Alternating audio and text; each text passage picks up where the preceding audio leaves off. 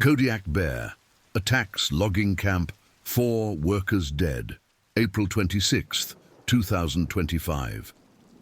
The morning fog rolled across Baranof Island like a shroud, thick and impenetrable, swallowing the ancient Sitka spruce and western hemlock that had stood sentinel over this remote corner of southeast Alaska for centuries. Timothy Marcus Wells adjusted his wool cap against the 40-degree chill and stepped out of the weathered logging foreman's trailer, his breath forming crystalline clouds in the pre-dawn darkness of April 22, 2025. At 43 years old, Timothy had spent the better part of 2 decades working Alaska's most remote timber operations. But something about this particular contract felt different, unsettling in a way he couldn't quite articulate to his wife Sarah during their nightly satellite phone calls back to their home in Anchorage. The Kodiak Timber Consortium had awarded Timothy's crew a 6-week contract to harvest premium-grade timber from a previously untouched section of the Tongass National Forest, specifically a remote valley system located approximately 67 miles southeast of Sitka, accessible only by helicopter or a treacherous 4-hour boat ride through the intricate maze of channels and inlets that comprise the Alexander Archipelago. The location, designated as Harvest Zone Alpha 7 on the Forest Service maps, encompassed roughly 2,000 acres of old-growth forest that had somehow escaped the intensive logging operations of the previous century. Timothy's crew consisted of 11 men, each carefully selected for their experience working in Alaska's most challenging environments. Marco Luis Diaz, 38, served as the operation's head faller, a compact man with calloused hands and penetrating dark eyes who had emigrated from Guatemala 15 years earlier and worked his way up through the logging industry through sheer determination and an almost supernatural ability to read the subtle signs that preceded a massive tree's fall. Marco had 3 children back in Sitka and worked these remote contracts to pay for his eldest daughter's college education at the University of Alaska Fairbanks. The Saunders brothers, Brian Christopher and Jake Michael, had arrived from Oregon 6 months earlier, seeking high-paying work in Alaska's extractive industries. Brian, 29, stood 6 feet 4 inches tall with sandy blonde hair and the kind of easy smile that made him popular around the bunkhouse, while his younger brother Jake, 26, possessed a more serious demeanor and served as the crew's equipment mechanic, responsible for maintaining the chainsaws, generators, and the critical life support systems that kept them functioning in this isolated environment. Robert "Bobby" Kenneth Hartwell, 51, was Timothy's most experienced crew member, a grizzled veteran of logging operations throughout Alaska and British Columbia, who served as the operations rigging specialist. Bobby had survived 3 major industrial accidents during his career, including a near-fatal incident in 2018 when a Widowmaker branch struck him during a windstorm, leaving him with a distinctive scar that ran from his left temple to his jawline and a permanent limp that seemed to worsen during periods of cold weather. Carl Benjamin Russo, 34, worked as the crew's choker setter, responsible for the dangerous job of wrapping cables around felled logs so they could be dragged to the landing zone by the massive Caterpillar skidder. Carl had grown up in rural Montana and possessed an encyclopedic knowledge of wildlife behavior that made him the unofficial camp naturalist, constantly identifying bird calls and animal tracks during their off hours. David Franklin Morse, 47, operated the crew's primary chainsaw as a bucking specialist, cutting felled trees into precise lengths for transport. David had been Timothy's friend since childhood in Anchorage, and the 2 men had worked together on logging operations throughout Alaska for over 15 years. David's wife Patricia had died of cancer 3 years earlier, leaving him to raise their 12-year-old daughter Emma alone, and these remote contracts provided the income necessary to afford her private school tuition. Thomas William Bergen, 32, served as the operations truck driver, responsible for transporting equipment and supplies between the base camp and the active logging sites, using a modified all-terrain vehicle specially designed for Alaska's challenging terrain. Thomas had served 2 tours of duty in Afghanistan as a combat engineer before transitioning to civilian life, and possessed a methodical attention to detail that made him invaluable for logistical operations. Stephen Patrick O'Connor, 28, worked as a general labourer and apprentice faller, learning the trade under Marco's tutelage. Stephen had grown up in rural Ireland before immigrating to Alaska 5 years earlier, drawn by stories of high wages and adventure in America's last frontier. He sent most of his earnings back to his elderly parents in County Cork and planned to return to Ireland permanently after saving enough money to purchase a small farm. Alexander "Alex" James Murphy, 24, was the youngest crew member, working as a choker setter alongside Carl Russo. Alex had graduated from Oregon State University with a degree in forestry, but struggled to find steady employment in the Pacific Northwest's declining timber industry. The Alaska contract represented his first significant professional opportunity, and he approached each day's work with the enthusiasm and energy that only comes with youth. Mitchell "Mitch" Robert Kowalski, 39, served as the crew's medic and safety coordinator, a former paramedic from Fairbanks who had transitioned to industrial work after burning out on emergency medical services. Mitch carried an extensive first aid kit and emergency medical supplies, and his presence provided psychological comfort to crew members working with dangerous equipment in an environment where the nearest hospital was hours away by helicopter. The base camp had been established in a natural clearing approximately 200 yards from the shores of a pristine alpine lake that local fishing guides referred to as Hidden Lake, though it appeared on no official maps. The site had been selected specifically for its proximity to fresh water and the relatively flat terrain that allowed for helicopter landing operations. 3 prefabricated wooden structures served as the crew's living quarters: a main bunkhouse that measured 36 feet by 24 feet and housed sleeping quarters for 8 men, a smaller secondary bunkhouse measuring 24 feet by 16 feet that accommodated the remaining 3 crew members, and a combination kitchen and common area building that measured 28 feet by 20 feet and contained propane-powered cooking equipment, a diesel generator for electrical power, and satellite communication equipment that provided their only link to the outside world. The structures had been constructed using standard lumber framing with plywood sheathing and composition shingle roofing, designed to withstand Alaska's harsh weather conditions, but not specifically engineered to resist determined wildlife intrusion. Each building featured multiple windows for natural lighting and cross-ventilation, and the main bunkhouse included a small wood-burning stove for supplemental heating during the coldest nights. Timothy had insisted on implementing strict food storage protocols from the first day of operations, remembering stories of black bear encounters at previous logging camps throughout southeast Alaska. All food items were stored in a specially constructed bear-proof cache, located 50 yards from the living quarters and elevated 12 feet off the ground on steel posts. Garbage was burned daily in a designated fire pit located downwind from the camp, and crew members were strictly forbidden from bringing food items into the sleeping quarters. Despite these precautions, Timothy had been experiencing a growing sense of unease during the first 4 days of operations.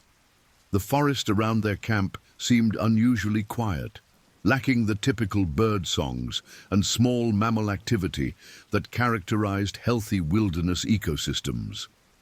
Carl Russo had noted the absence of normal wildlife sign during their daily walks to the work sites, commenting that he had observed neither deer tracks nor the scat from the abundant black bears that typically inhabited this region of southeast Alaska.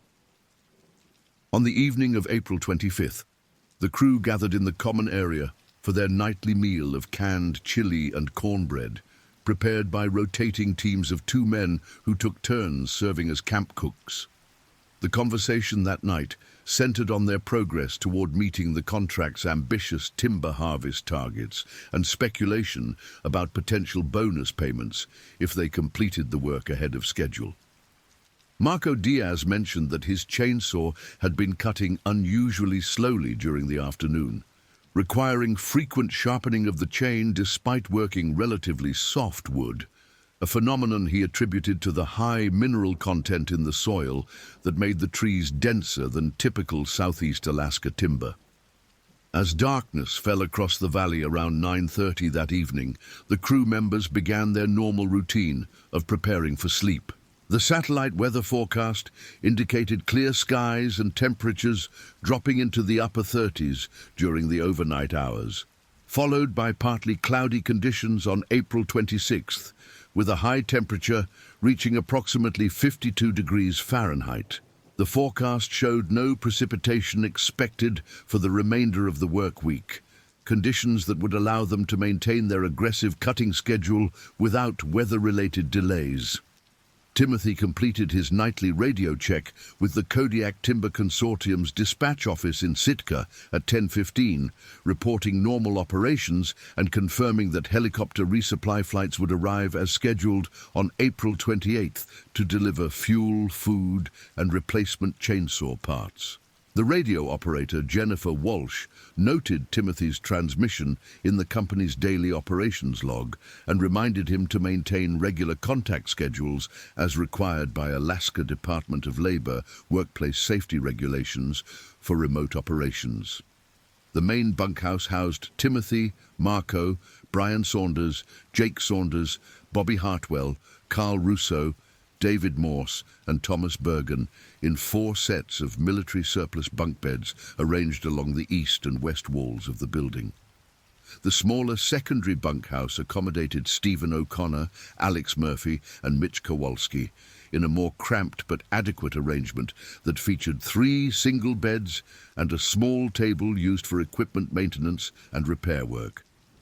By 11 o'clock, most crew members had settled into their sleeping bags for the night, exhausted from another 10-hour day of physically demanding labor in challenging terrain. The temperature inside both bunkhouses hovered around 45 degrees, requiring the use of sleeping bags rated for sub-freezing temperatures to maintain adequate comfort throughout the night. The wood-burning stove in the main bunkhouse had been allowed to burn down to glowing coals, providing minimal supplemental heat while reducing the risk of carbon monoxide buildup in the enclosed space. Timothy lay awake in his lower bunk near the front door of the main bunkhouse, listening to the subtle sounds of the Alaska wilderness that filtered through the thin walls of their temporary shelter. He could hear the gentle lapping of water against the shoreline of Hidden Lake, the occasional crack of settling timber in the surrounding forest, and the distant calls of loons that maintained their ancient communication patterns across the dark water. These familiar sounds should have provided comfort and helped him drift towards sleep, but instead they seemed to carry an undertone of menace that kept his mind alert and focused on potential threats. What Timothy could not have known as he lay listening to the nighttime wilderness symphony was that approximately 800 yards to the southwest of their camp, a massive Kodiak bear was slowly making its way through the dense understory of the old-growth forest. The bear, an adult male weighing approximately 1,400 pounds and measuring 9 feet 6 inches from nose to tail, had been tracking the scent signatures of the logging crew for the past 2 days, drawn initially by the diesel exhaust from their equipment and the unfamiliar human odors that now permeated a section of forest where humans had never established a permanent presence. Kodiak bears, scientifically classified as Ursus arctos middendorfi, represent the largest subspecies of brown bear in the world, with adult males regularly exceeding 1,200 pounds and possessing physical strength capabilities that boggle the human imagination. An adult male Kodiak bear can achieve running speeds of up to 35 miles per hour across short distances. climb trees with remarkable agility despite their massive size, and deliver bite forces exceeding 1,500 pounds per square inch, more than sufficient to crush human bones with minimal effort.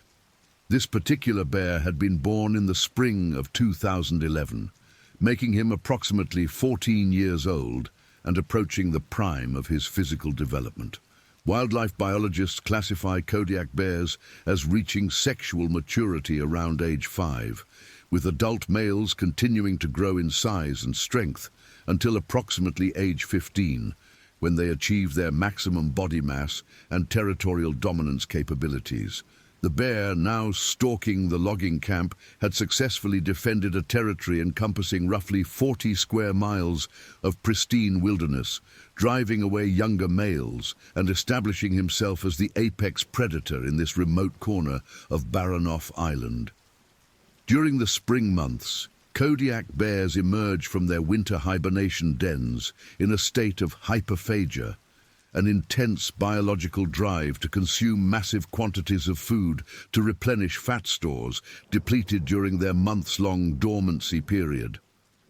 Adult males can lose up to 30% of their body weight during hibernation, creating a desperate hunger that makes them significantly more aggressive and unpredictable than during other times of the year. The bear approaching the logging camp had emerged from his den only 2 weeks earlier, and his primary focus involved locating high-calorie food sources to fuel his recovery from the hibernation period.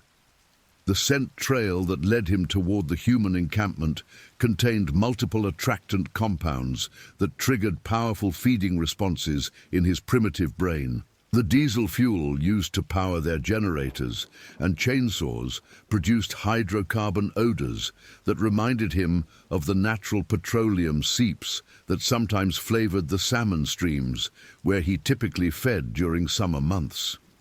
More significantly, the camp's garbage-burning operations had dispersed food odors across several square miles of territory, creating an olfactory beacon that drew him inexorably toward what his instincts interpreted as a concentrated food source. As the bear moved through the forest during the pre-dawn hours of April 26th, his massive paws made virtually no sound on the thick carpet of moss and decomposing organic matter that covered the forest floor. Kodiak bears possess remarkable stealth capabilities despite their enormous size, able to move through dense vegetation with the silence of a much smaller predator. His dark brown fur, streaked with silver-grey guard hairs that marked his maturity, blended perfectly with the shadows cast by the towering spruce and hemlock trees that formed the forest canopy overhead. The bear's approach toward the logging camp followed a circuitous route that demonstrated the sophisticated intelligence and cautious nature typical of his species. Rather than moving directly toward the source of the attractive odors, he followed a path that allowed him to gather additional sensory information while minimizing his risk of detection. His route took him first to the shores of Hidden Lake, where he paused to drink deeply from the crystal-clear water and examine the unfamiliar human scents that now contaminated the pristine environment. From the lake shore, the bear could clearly see the 3 wooden structures that comprised the logging camp, their angular shapes and artificial materials standing in stark contrast to the organic curves and natural textures of the surrounding wilderness. The glow from the windows of the main bunkhouse, where several crew members had left battery-powered lanterns burning throughout the night, created pools of yellow light that marked the buildings as sources of human activity. The bear spent approximately 20 minutes at the water's edge, using his extraordinary sense of smell to analyze the complex bouquet of odors emanating from the human encampment. His olfactory capabilities exceeded those of humans by a factor of more than 100, allowing him to detect and identify individual scent molecules at concentrations so low they would be completely undetectable to human senses. Through careful analysis of the airborne chemical information, He could determine the approximate number of humans present in the camp, their general health status, the types of food they consumed, and even emotional states such as stress or fear. What the bear's sophisticated sensory analysis revealed convinced him that the human encampment represented a significant food opportunity with minimal associated risk. The humans appeared to be sleeping, their scent signatures indicating deep relaxation rather than the heightened alertness that would suggest they were aware of his presence. More importantly, his sensitive nose detected no evidence of the gunpowder odors or metallic scents associated with firearms, the primary threat that bears learned to associate with human encounters. As the first faint traces of dawn began to lighten the eastern horizon, the bear made his decision to investigate the human structures more closely. His approach route took him through a dense stand of young spruce trees that provided excellent concealment while allowing him to observe the camp from multiple angles. The forest floor in this area consisted primarily of thick moss, punctuated by fallen logs and scattered boulders, terrain that allowed him to move silently while maintaining visual contact with his objective. The bear's initial target was the bear-proof food cache that Timothy's crew had constructed according to Alaska Department of Fish and Game guidelines for remote operations. The elevated storage container, mounted on steel posts 12 feet above the ground, contained approximately 3 weeks' worth of canned goods, dried foods, and other non-perishable supplies necessary to sustain 11 men in the wilderness. The structure had been designed to prevent access by black bears, the most common species encountered in southeast Alaska, but its designers had not anticipated an encounter with a massive Kodiak bear, possessing both superior intelligence and physical capabilities far exceeding those of his smaller cousins. The bear approached the food cache from the downwind side, using his exceptional scent discrimination abilities to catalog the exact contents of the storage container, despite its sealed construction. His analysis revealed canned meats, dried fruits, coffee, sugar, flour, and dozens of other food items that triggered intense feeding responses in his spring-starved metabolism. The steel support posts, designed to prevent climbing access by smaller bears, presented no significant obstacle to an animal possessing his size and strength. Rising onto his hind legs, the massive bear easily reached a height of 11 feet, allowing him to grasp the edge of the storage platform with his powerful front paws. His claws, measuring up to 4 inches in length and harder than human fingernails, provided excellent grip on the wooden planking as he began to apply leverage against the structure. The engineering specifications for the cache had assumed a maximum load of 800 pounds, well within the capabilities of its steel post foundation, but the 1,400-pound bear quickly exceeded these design parameters. The first loud crack of splintering wood echoed across the sleeping camp at approximately 5:47 a.m., as the bear's immense strength began to overwhelm the food cache's support structure. The sound penetrated the walls of both bunkhouses, but registered in the consciousness of only one crew member, Carl Russo, whose extensive experience with wildlife behavior had trained him to remain alert to unusual sounds, even during sleep. Carl lay motionless in his bunk for several seconds, analyzing the acoustic signature of the sound he had heard and trying to determine its source and significance. The crack of breaking wood could have originated from numerous natural sources in the forest environment, including falling branches, settling timber, or thermal expansion and contraction of the wooden structures around them. However, something about the particular quality of the sound triggered his subconscious recognition systems, creating a growing sense of alertness that prevented his return to sleep. A second, louder crack followed approximately 30 seconds later, accompanied by the distinct sound of metal stress as the steel support posts began to bend under the bear's relentless pressure.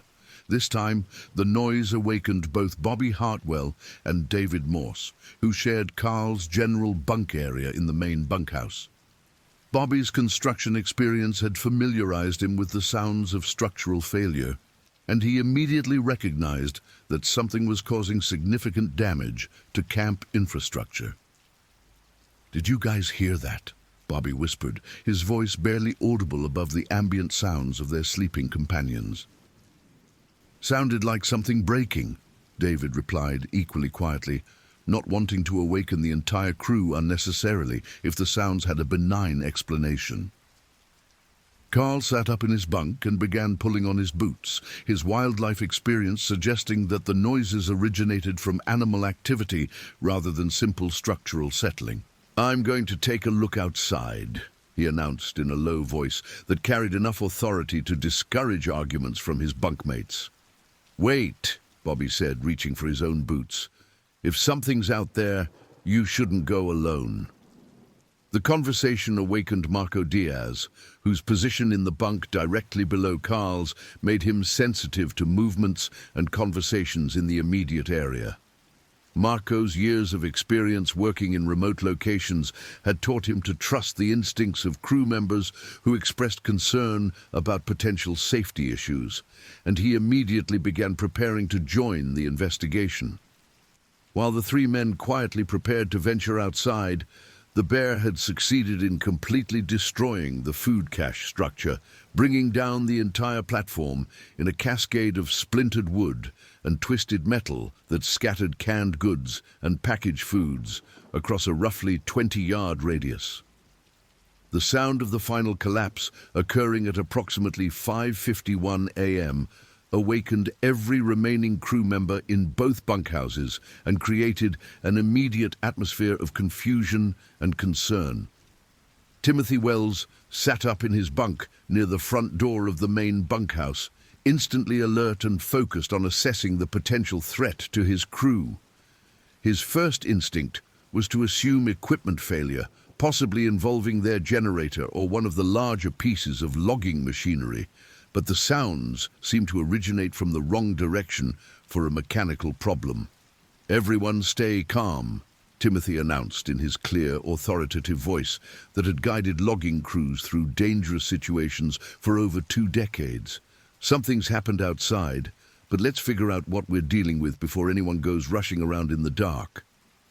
Jake Saunders, occupying a lower bunk near the window on the east wall of the building, carefully lifted the edge of the heavy curtain they used to block light pollution and peered out into the pre-dawn darkness. The limited visibility provided by the faint starlight made it impossible to see specific details, but he could make out what appeared to be debris scattered across the area where their food cache had been located.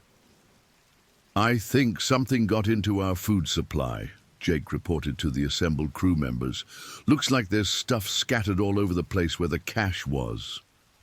Brian Saunders, Jake's older brother, joined him at the window and confirmed the initial assessment. "Definitely looks like the cache got torn apart. Could be bears, I guess." The mention of bears created an immediate shift in the crew's energy level, transforming confusion and curiosity into focused concern about a potentially dangerous situation. Every crew member understood that bear encounters in remote Alaska locations represented serious threats requiring careful, coordinated responses to ensure human safety. Mitch Kowalski, the crew's designated safety coordinator and medic, took charge of organizing their response to the situation. "Okay, everyone listen up. If we're dealing with bears, we need to follow proper protocols. Nobody goes outside alone. We make noise to announce our presence, and we stick together in groups of at least 3 people." Timothy opened his equipment locker and retrieved a powerful spotlight capable of illuminating objects at distances up to 300 yards. "Carl, Bobby, and I will go outside first to assess the situation. Everyone else stays inside until we determine what we're dealing with." As the 3 men prepared to venture outside, The bear had completed his investigation of the scattered food supplies and was becoming increasingly agitated by his inability to access the canned goods that comprised the majority of the cache contents. His powerful jaws and teeth, designed primarily for catching fish and crushing plant materials, lacked the precision necessary to open modern food containers without destroying their contents in the process. The bear's frustration was compounded by the intensifying human sense emanating from the nearby buildings, odors that suggested the presence of more food sources, but also indicated that the humans were becoming active and potentially aware of his presence. His primitive brain began to associate the buildings themselves with food availability, leading him to consider a more direct approach to satisfying his spring hunger. Carl Russo opened the front door of the main bunkhouse slowly and carefully, holding a powerful flashlight in his left hand while Timothy positioned himself behind him with the spotlight. Bobby Hartwell followed third in line, carrying a portable air horn that could produce sound levels exceeding 100 decibels, loud enough to startle most wildlife and potentially drive away a bear that had not yet committed to aggressive behavior. The scene that greeted them as they stepped outside confirmed their worst fears about the nature of the disturbance. The food cache had been completely destroyed, with its wooden platform reduced to splinters and the steel support posts bent at impossible angles that demonstrated the involvement of an extraordinarily powerful animal. Canned goods, packaged foods, and storage containers lay scattered across an area roughly the size of a basketball court, many showing obvious teeth and claw marks from the bear's frustrated attempts to access their contents. "Jesus Christ," Bobby whispered, sweeping his flashlight beam across the devastation. What kind of bear could do this? Carl knelt beside one of the bent steel posts, examining the deep gouges left by the bear's claws and trying to estimate the size of the animal based on the evidence before them. "These are big claw marks," he said quietly. "Bigger than any black bear I've ever seen. And look at how he bent these steel posts. This wasn't some little garbage bear looking for an easy meal."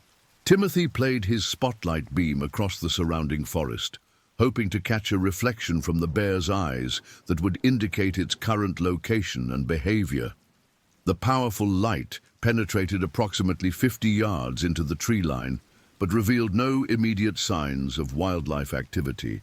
However, the absence of visible bears did not necessarily indicate safety, as these intelligent animals often observed human activity from concealed positions before deciding on their next course of action.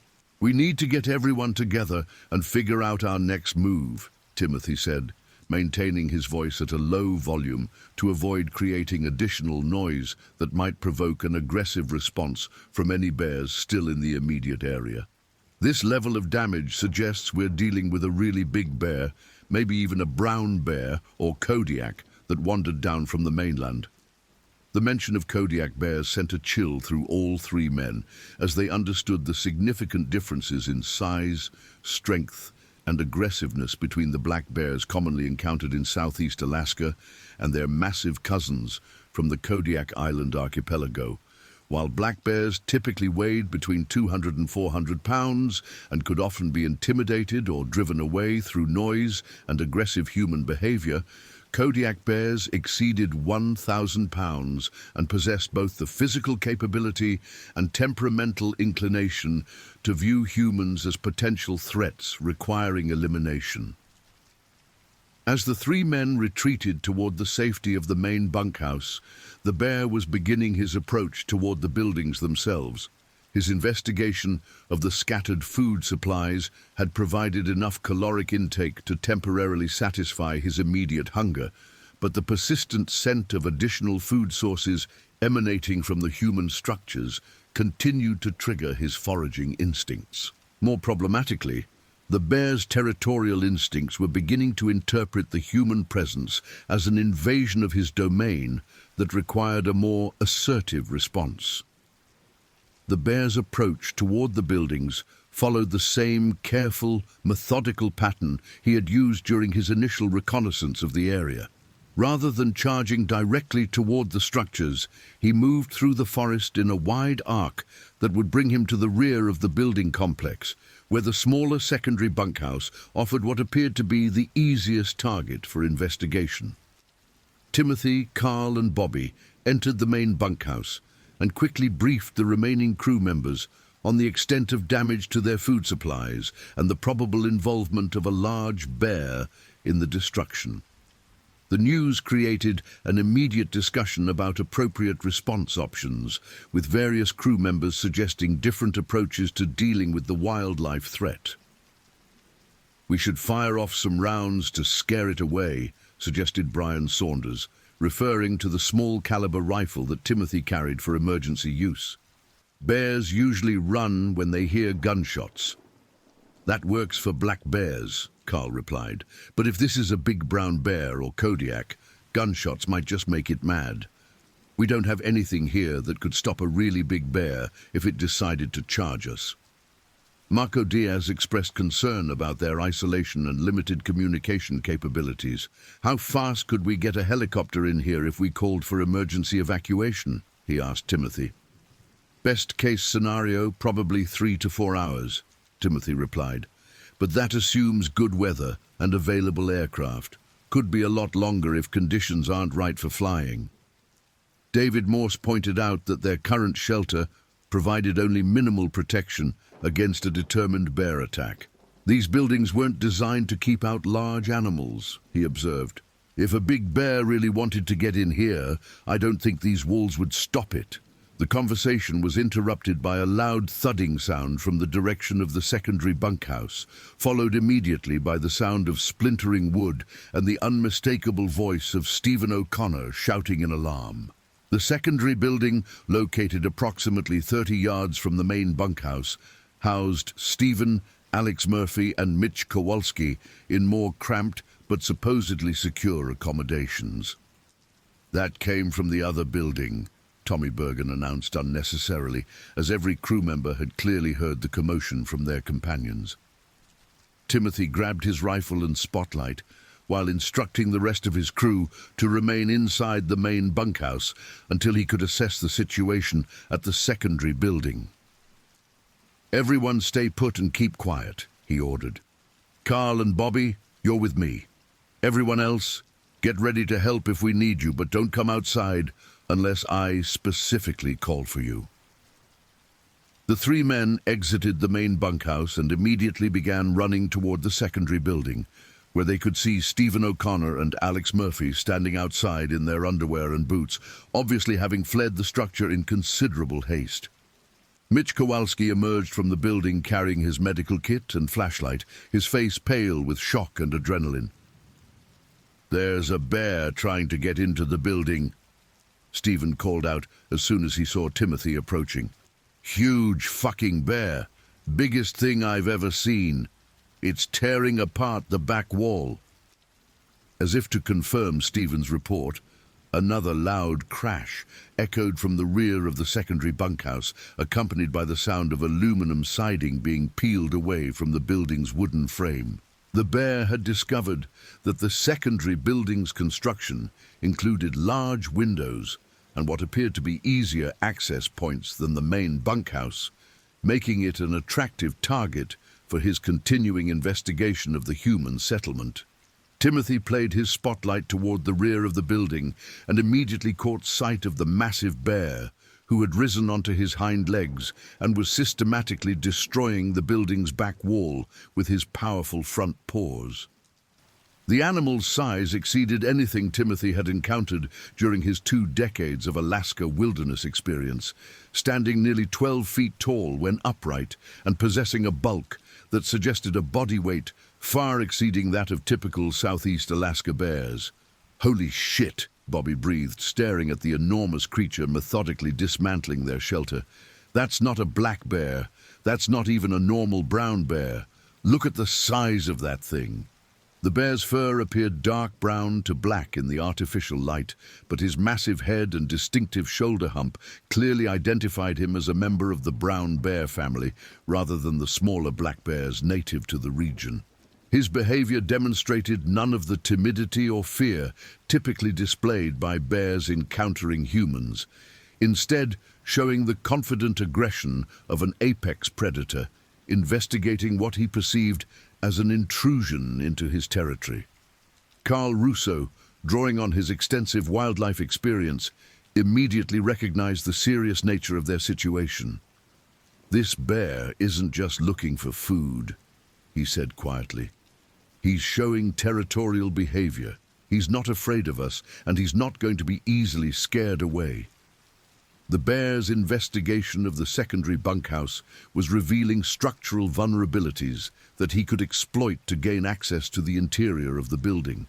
The large windows, designed to provide natural lighting and ventilation, represented obvious weak points in the building's defensive capabilities. More significantly, the bear's systematic approach to testing different sections of the wall suggested a level of intelligence and problem-solving ability that exceeded typical animal behavior. "We need to get everyone together in one location," Timothy decided. "This building isn't safe, and we can't defend two separate positions if that bear decides to get more aggressive." Mitch Kowalski gathered the medical supplies and personal belongings that the three men had been able to retrieve during their hasty evacuation, while Stephen and Alex retrieved their clothing and essential equipment from inside the compromised building. The bear's destruction of the rear wall had created a gaping hole nearly 4 feet wide, providing clear evidence of the animal's tremendous strength and determination. As the 5 men prepared to retreat to the main bunkhouse, the bear suddenly dropped to all 4 legs and began moving around the building toward their position. His movement pattern indicated awareness of the human presence and a decision to investigate these potential threats more directly. The bear's body language showed none of the defensive posturing typically associated with surprised or frightened animals, instead displaying the confident approach of a predator assessing potential prey. "Run," Timothy said quietly but firmly. "Back to the main building now." The 6 men began moving quickly toward the main bunkhouse, attempting to maintain formation while avoiding sudden movements that might trigger a charge response from the massive bear. Their retreat covered approximately 30 yards of open ground, during which they remained completely exposed to attack from an animal capable of reaching speeds exceeding 30 miles per hour across short distances. The bear followed their movement, but maintained a distance of roughly 20 yards, apparently content to observe their behavior rather than immediately engaging in aggressive contact. His tracking behavior suggested intelligent assessment of the human threat level and strategic planning for potential future actions rather than simple predatory instinct or territorial defense. Timothy and his companions reached the main bunkhouse safely and immediately secured the door behind them, though all crew members understood that the wooden construction would provide only minimal protection against a determined assault by an animal of the bear's size and strength. The atmosphere inside the building was tense and fearful, as 11 men found themselves trapped in a confined space with a massive predator conducting reconnaissance operations just outside their walls. "Options," Timothy said simply, addressing his crew in the tone he used when facing serious industrial accidents or equipment failures that threatened worker safety. "Call for emergency evacuation," Marco suggested immediately. "Get on the radio and tell them we need immediate helicopter support." "Signal flares," offered Jake Saunders. "We've got emergency flares that might scare it away or at least alert any aircraft in the area." David Morse advocated for a more aggressive approach. "We've got enough people here to make a lot of noise and throw things. Most bears will back down if they think they're outnumbered." Carl Russo shook his head grimly. "This isn't a normal bear. Did you see how big that thing is? And it's not showing any fear of humans. This is a Kodiak bear, and it's treating us like we're in its territory." Bobby Hartwell pointed out their limited defensive options. "We don't have weapons that could stop something that big. Tim's rifle might piss it off, but it's not going to bring down a 1,400-pound bear unless you get a perfect shot placement. As the crew debated their options, the bear had completed his circuit around the secondary bunkhouse and was beginning to investigate the main building that housed the majority of the human occupants. His approach was methodical and patient, testing different sections of the building's exterior to identify structural weaknesses and potential access points. The bear's investigation began with the building's foundation, where his sensitive nose detected the concentrated human scents that marked this structure as the primary dwelling. His analysis of the airborne chemical information revealed the stress pheromones and elevated adrenaline levels that indicated the humans were aware of his presence and experiencing significant fear responses. Rising onto his hind legs, the bear began testing the strength of the building's walls by applying pressure with his massive front paws. The wooden frame construction, adequate for weather protection and basic shelter needs, was never designed to resist the focused attention of a half-ton predator armed with 4-inch claws and extraordinary leverage capabilities. Inside the building, the crew members could hear the bear's investigation as a series of scraping sounds and occasional thuds when he applied significant pressure to the wall structure. The sounds created an atmosphere of mounting tension as each man understood that their shelter could be breached if the bear committed to a determined assault. "He's testing the walls," Carl observed quietly, "trying to figure out how to get in." Timothy moved to the radio equipment and began attempting to establish contact with the Kodiak Timber Consortium's emergency frequency. The satellite communication system required several minutes to establish a reliable connection, time during which the bear's investigation of their building continued with increasing intensity. Kodiak Timber Emergency. This is Harvest Team Alpha 7 requesting immediate assistance, Timothy transmitted once he achieved radio contact. "We have a wildlife emergency at our location. Large brown bear, possibly Kodiak, showing aggressive behavior toward our camp, requesting immediate helicopter evacuation for 11 personnel." The radio response came from Jennifer Walsh, the same dispatcher who had handled Timothy's routine check-in the previous evening. "Alpha 7, confirming wildlife emergency and evacuation request. Can you provide details on current threat level and crew safety status?" "All crew members currently secure inside main bunkhouse," Timothy replied. "Bear has destroyed our food cache and secondary shelter. Animal is approximately 1,400 pounds, showing no fear of humans, and currently investigating our primary shelter. We need immediate evacuation before this situation escalates." "Copy, Alpha 7, initiating emergency response protocols. Weather conditions currently marginal for helicopter operations due to fog, but we're dispatching aircraft as soon as flight conditions permit. Estimated arrival time 3 to 4 hours, depending on visibility improvements."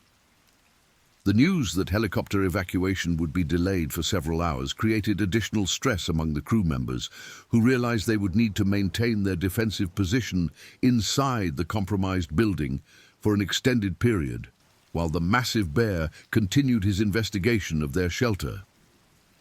As if responding to the increased tension inside the building, the bear suddenly began applying more aggressive pressure to the wall structure, causing audible creaking and flexing in the wooden frame.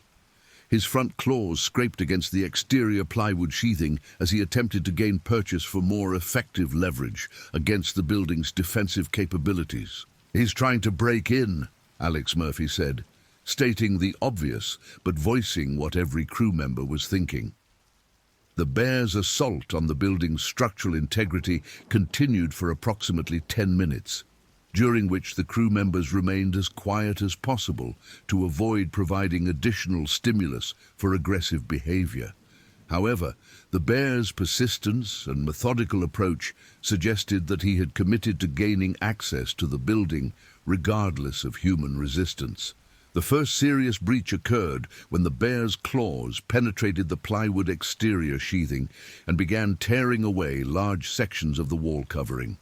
The sound of splintering wood and tearing building materials created an immediate escalation in the crew's stress levels, as they realized their shelter was being systematically dismantled by an animal possessing both the intelligence and physical capability to overcome human defensive measures.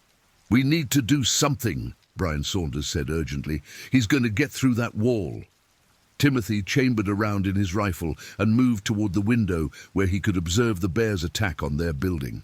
The animal's size and power were even more impressive when viewed at close range, and Timothy realized that his small-caliber hunting rifle would be inadequate to stop the massive creature unless he achieved a perfect shot placement under extremely difficult conditions. "If I shoot him, he's either going to run away or charge us," Timothy told his crew, "and if he charges, this building won't stop him." Carl Russo suggested an alternative approach. "What if we try to escape out the back while he's focused on the front wall? If we can make it to the tree line, we might be able to climb trees or find better defensive positions."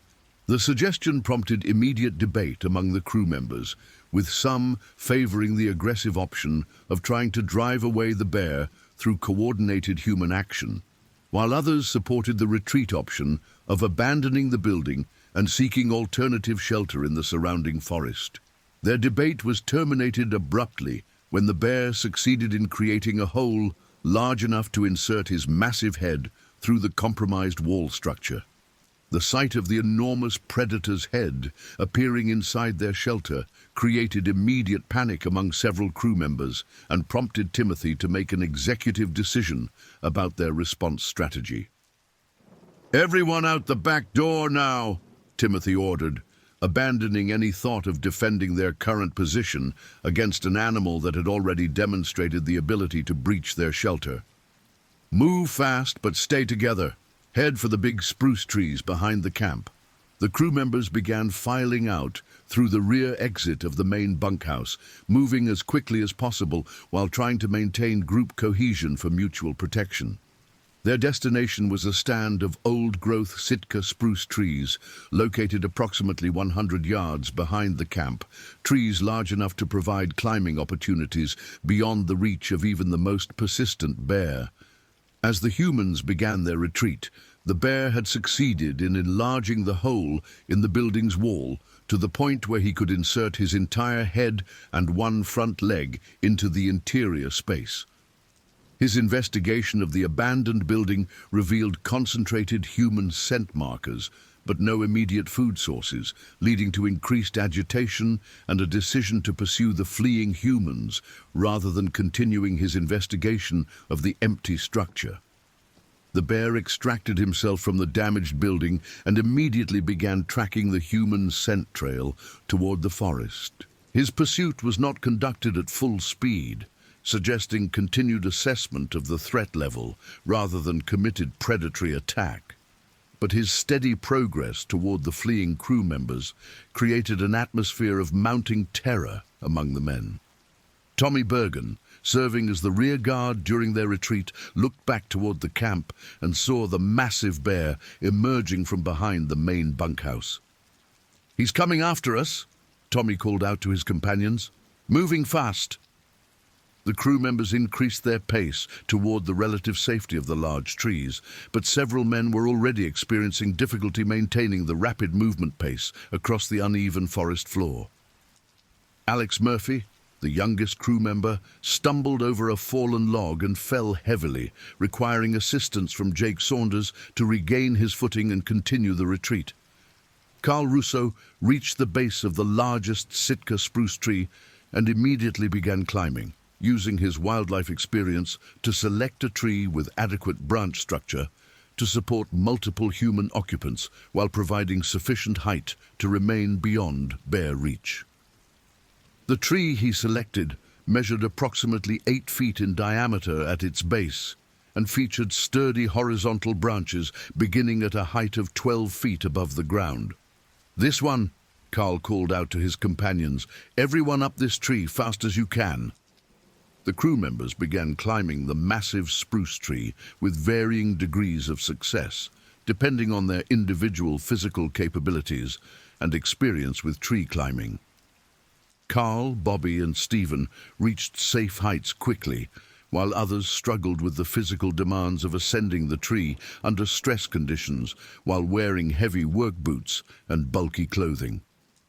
Marco Diaz, whose compact build made him an excellent climber, reached a height of approximately 20 feet and turned to assist other crew members who were having difficulty with the ascent. David Morse and Mitch Kowalski, both carrying extra weight that made climbing more challenging, managed to reach heights of 15 feet with assistance from their companions. Timothy Wells remained on the ground longer than the other crew members, using his rifle to provide covering fire if the bear approached within dangerous range of the tree. His position as crew foreman and senior member made him feel responsible for ensuring that all crew members reached safety before securing his own position. The bear's pursuit of the human group brought him to the base of the climbing tree approximately 3 minutes after the crew had begun their ascent. His arrival confirmed that he had been actively tracking the humans rather than simply investigating their abandoned camp, suggesting a level of predatory interest that exceeded typical bear behavior during chance encounters with humans. Upon reaching the tree, the bear rose onto his hind legs and extended his front paws toward the lowest branches, demonstrating that he could reach heights of approximately 11 feet when fully extended. This capability placed him within striking distance of crew members who had not achieved sufficient altitude during their hasty climb to safety. Jake Saunders, who had been experiencing difficulty with the tree climbing process due to an old back injury, found himself stranded at a height of only 10 feet when the bear arrived at the base of the tree. His position left him vulnerable to attack from an animal capable of reaching his elevation, creating an immediate crisis situation that required decisive action from his companions. "Jake, get higher," Brian Saunders called out to his younger brother. "That bear can reach you where you are." Jake attempted to continue climbing, but found that his physical limitations and mounting panic were preventing effective upward progress on the tree's trunk. His position was becoming increasingly precarious as the bear began testing his ability to climb the large spruce by extending his claws into the bark and attempting to gain purchase for vertical movement. Timothy, still maintaining his position on the ground with his rifle, faced the critical decision of whether to open fire on the massive bear to protect Jake Saunders or continue hoping that the animal would lose interest and withdraw from the immediate area. His hunting experience suggested that wounded bears often became significantly more aggressive and dangerous than uninjured animals. But Jake's vulnerable position might require immediate intervention, regardless of the risks involved. The bear's climbing attempt proved only partially successful, as his enormous weight exceeded the load-bearing capacity of the spruce tree's lower branches. However, his vertical reach, while partially climbing, allowed him to come within approximately 2 feet of Jake's position, close enough to create immediate danger if the bear committed to a more aggressive assault. "I'm going to shoot," Timothy announced to his crew, raising his rifle and attempting to achieve adequate sight picture on the massive target. The bear's proximity to Jake Saunders meant that shot placement would be critical to avoid accidentally injuring the crew member while attempting to drive away the threatening animal. Timothy's first shot struck the bear in the shoulder, creating a wound that was superficial relative to the animal's massive size, but painful enough to provoke an immediate and dramatic response.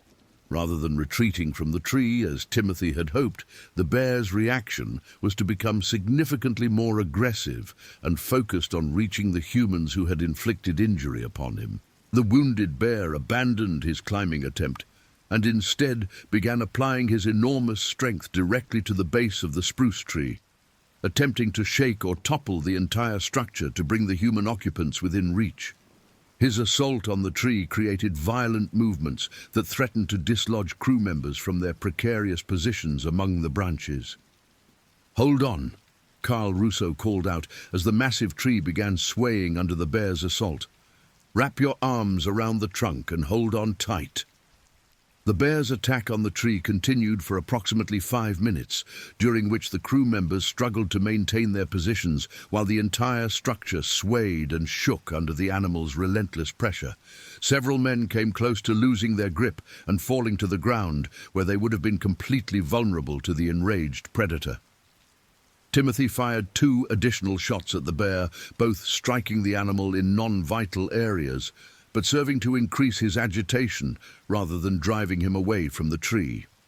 The rifle's limited stopping power was proving inadequate to deter an animal of the bear's size and determination, particularly after the initial gunshot wound had transformed his behavior from investigation to active aggression. Marco Diaz, positioned higher in the tree than most of his companions, had maintained radio contact with the Kodiak Timber Consortium's emergency dispatcher and was providing real-time updates on their deteriorating situation. "Emergency helicopter. This is Alpha 7 crew," Marco transmitted. "Bear has treed our entire crew and is showing extreme aggressive behavior. We have fired shots with no effect. Need immediate assistance." The radio response indicated that helicopter dispatch was still delayed due to fog conditions that prevented safe flying operations. Alpha 7 rescue aircraft remained grounded due to weather. Current visibility less than 1/4 mile. Continuing to monitor weather conditions for improvement. The news that rescue operations remained on hold created additional desperation among the trapped crew members, who realized they would need to maintain their positions in the tree for an indefinite period while the massive bear continued his assault on their refuge. The physical demands of maintaining grip strength while positioned in uncomfortable tree branches would eventually lead to exhaustion and increased risk of falls. As the bear continued his attack on the base of the tree, his behavior began to demonstrate the problem-solving intelligence that made Kodiak bears particularly dangerous adversaries. Rather than simply applying brute force in random directions, he began focusing his efforts on the tree's root system, using his powerful claws to excavate soil and expose the structural foundation that anchored the massive spruce to the ground. "He's digging at the roots," Bobby Hartwell observed with growing alarm. "If he undermines the root system enough, he could actually bring this tree down." The bear's excavation efforts revealed remarkable persistence and intelligence as he systematically targeted the largest exposed roots while avoiding smaller root structures that would provide less effective leverage for toppling the tree. His digging technique demonstrated familiarity with this type of problem-solving approach, suggesting previous experience with similar situations. Carl Russo attempted to discourage the bear's digging efforts by throwing small branches and pieces of bark at the animal, hoping to distract him from his systematic assault on the tree's foundation. However, the bear ignored these minor irritants and continued his methodical excavation work with single-minded determination. The crew members' physical condition began to deteriorate as they maintained their uncomfortable positions in the tree branches for extended periods. Several men were experiencing muscle cramps and circulation problems that threatened their ability to maintain adequate grip strength for remaining safely positioned above the bear's reach. Stephen O'Connor, whose smaller build made him particularly vulnerable to fatigue during the prolonged tree-climbing ordeal, began showing signs of exhaustion that concerned his companions. His grip strength was noticeably weakening, and his position was becoming increasingly unstable as he struggled to maintain his hold on the tree branch. "Stephen, try to reposition yourself," Mitch Kowalski called out, drawing on his medical training to assess the crew member's declining physical condition. "Get your arms wrapped around the trunk instead of just holding on to that branch." Stephen attempted to follow Mitch's advice, but found that his exhausted muscles were not responding effectively to his mental commands. His movement to achieve a more secure position caused him to lose his balance, and he began sliding down the tree trunk toward the bear's reach, despite desperate efforts to arrest his descent. Jake Saunders, still positioned lower in the tree than most of his companions, reached out and managed to catch Stephen's leg as he slid past, preventing his complete fall to the ground, but creating a precarious situation where both men were now positioned at the edge of the bear's vertical reach capability. The bear immediately recognized the vulnerability of the two crew members and abandoned his digging efforts to focus on the more immediate opportunity presented by their low position in the tree. Rising onto his hind legs and extending his front paws upward, the massive animal came within inches of reaching both men, who were struggling to climb higher while supporting each other's weight. Timothy fired his remaining rounds at the bear in rapid succession, attempting to create enough distraction or pain to cause the animal to retreat from the base of the tree. However, the rifle's ammunition supply was now exhausted, leaving the crew with no remaining defensive weapons except improvised projectiles and noise-making devices. "I'm out of ammunition," Timothy announced grimly. "We're going to have to try something else." David Morse suggested a coordinated noise-making effort using their voices, whistles, and any metallic objects they could strike together to create maximum sound volume. "Sometimes bears will back down if they think they're facing a large, aggressive group," he said. The crew members began making as much noise as possible, shouting, whistling, and banging their belt buckles and tools against the tree branches to create a cacophony that they hoped would intimidate the massive bear.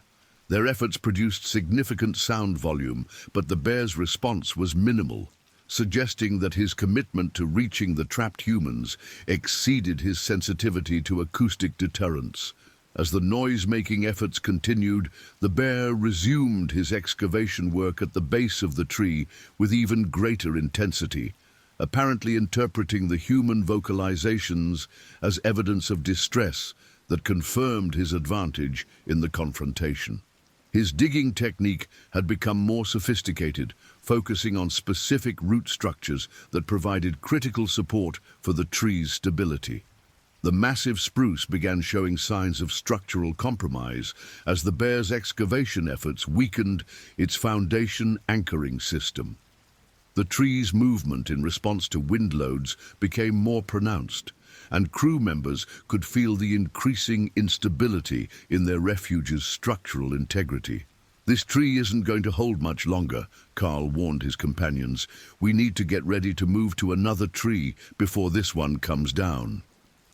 The prospect of abandoning their current refuge and attempting to reach another climbing tree, while the massive bear remained in the immediate area, created additional stress among the crew members. Any movement between trees would require them to descend to ground level and cross open terrain, while completely vulnerable to attack from an animal capable of outrunning humans across short distances. Marco Diaz maintained periodic radio contact with the emergency dispatcher, providing updates on their deteriorating situation and pleading for any available assistance despite the weather-related flying restrictions. "Emergency dispatch, Alpha 7 crew. Our tree refuge is being compromised. Bear is undermining the root system. We need immediate assistance regardless of weather conditions." The dispatcher's response indicated that rescue operations remained impossible due to visibility conditions, but ground-based rescue teams were being organized and would begin moving toward their location as soon as transportation could be arranged. However, ground access to their remote location would require several hours even under ideal conditions. As the morning progressed, the weather conditions began showing gradual improvement, with the dense fog slowly lifting to reveal partly cloudy skies and improving visibility. The change in weather patterns offered hope for eventual helicopter rescue operations, but the bear's relentless assault on their refuge suggested that their situation might deteriorate beyond recovery before rescue aircraft could reach their location. The bear's excavation efforts reached a critical threshold when his digging exposed a major root structure that provided primary anchoring for the tree's windward stability. His systematic attack on this root system created immediate and noticeable changes in the tree's structural integrity, with increased swaying and movement that threatened to dislodge the human occupants. "He's going to bring this tree down," Bobby Hartwell stated with conviction, observing the bear's methodical destruction of the root system. "We need to move now, while we still have some control over when and how we do it." Timothy assessed the tactical situation and identified a cluster of large spruce trees located approximately 50 yards from their current position. The route to these alternative refuge trees would require crossing open ground while exposed to potential attack, but remaining in their current tree appeared to guarantee eventual disaster as the bear continued his systematic undermining efforts. "New plan," Timothy announced. "We're going to move to those trees over there. Everyone goes at once, full speed, no stopping. If anyone falls, the rest of us help them up and keep moving." The crew members prepared for their desperate sprint to alternative refuge trees, understanding that their survival depended on reaching the new climbing opportunities before the massive bear could intercept their movement. Their current tree was showing increasingly obvious signs of structural failure, with root system damage that would eventually result in complete collapse regardless of their actions. As the 11 men prepared to abandon their compromised refuge, the bear seemed to sense the change in their behavior and interrupted his digging efforts to focus attention on the human activity above him. His positioning at the base of the tree provided an optimal location for intercepting any attempt to escape toward alternative shelter. "On my count," Timothy said, preparing to coordinate their movement. 3, 2, 1, go." The crew members began descending from the tree simultaneously, moving as quickly as possible while trying to maintain enough spacing to prevent the bear from attacking multiple targets during a single assault. Their descent brought them within range of the massive predator, who immediately recognized the opportunity and prepared to engage the fleeing humans. Carl Russo, as the most experienced woodsman in the group, reached the ground first and immediately began running toward the alternative trees while calling back instructions to his companions. "Don't look back, just run. Spread out so he can't get all of us at once." The bear's initial response was to pursue Carl as the lead runner, but the presence of multiple targets moving in different directions created confusion about target selection that temporarily delayed his commitment to a specific attack approach. This hesitation provided crucial seconds for the crew members to increase their distance from the compromised tree and begin their sprint towards safety. Marco Diaz and David Morse reached the ground almost simultaneously and began running in a direction slightly different from Carl's route, hoping to divide the bear's attention and reduce the likelihood of successful pursuit. Their strategy proved partially effective, as the bear's predatory instincts were triggered by the multiple movement patterns, but confused by the need to select a single target. Jake Saunders and Stephen O'Connor, both weakened by their extended ordeal in the tree, were slower to reach the ground and begin their escape attempt. Their delayed departure from the compromised tree placed them at greater risk of becoming the bear's primary targets, as they would be the last humans in close proximity to the animal.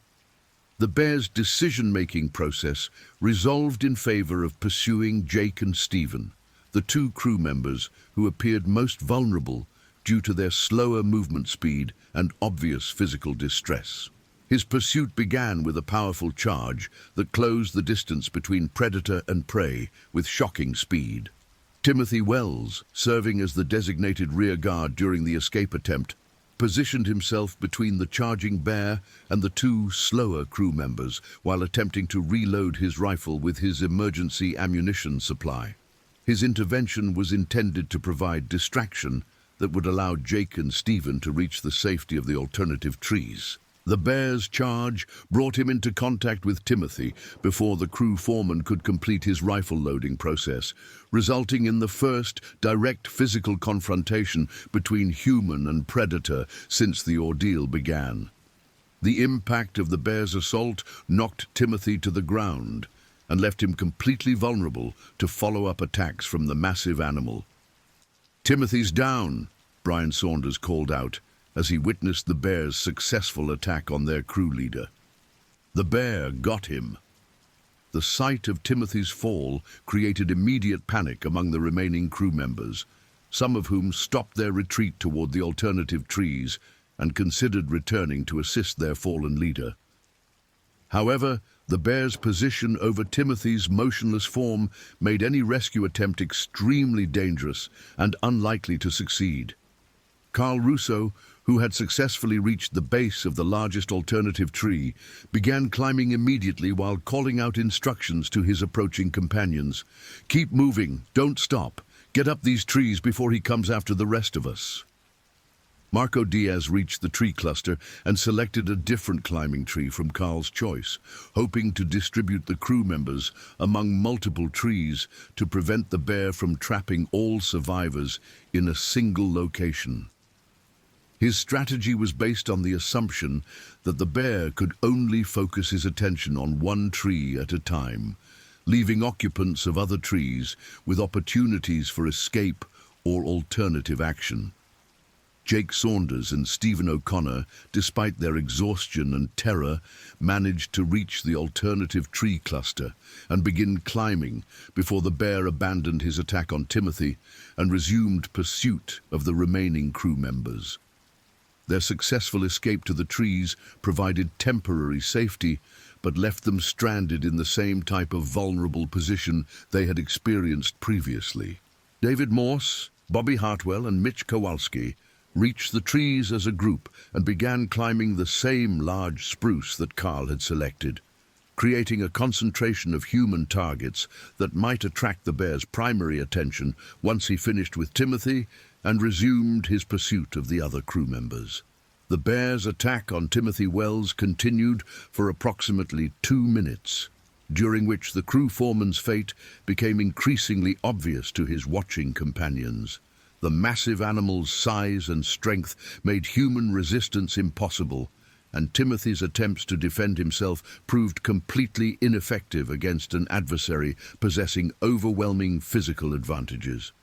Alex Murphy and Tommy Bergen, the last crew members to escape from the original tree, reached the alternative refuge area as the bear was concluding his attack on Timothy. Their arrival provided additional climbing options and tactical flexibility, but also meant that 10 surviving crew members were now distributed among 3 different trees, with a massive, aggressive predator controlling the ground between them. Brian Saunders selected a tree positioned approximately 20 yards from his brother Jake's climbing refuge, hoping to maintain visual contact while avoiding concentration of targets in a single location.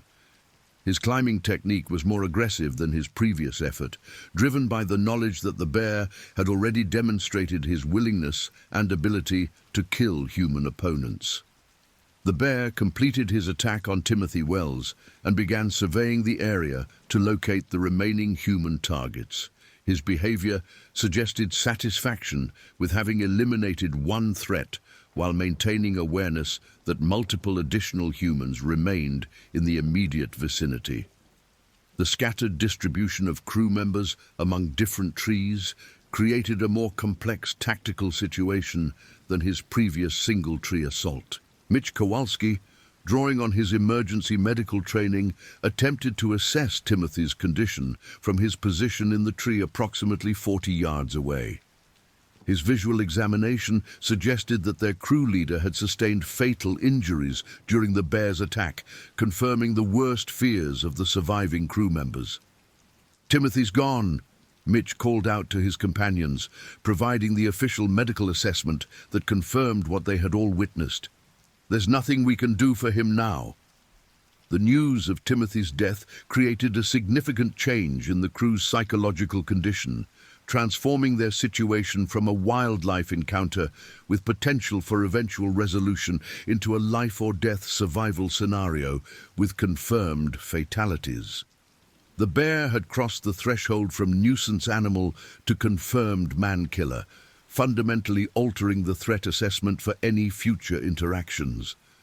Carl Russo attempted to re-establish radio contact with emergency dispatch services to report the fatality and request immediate priority response regardless of weather conditions.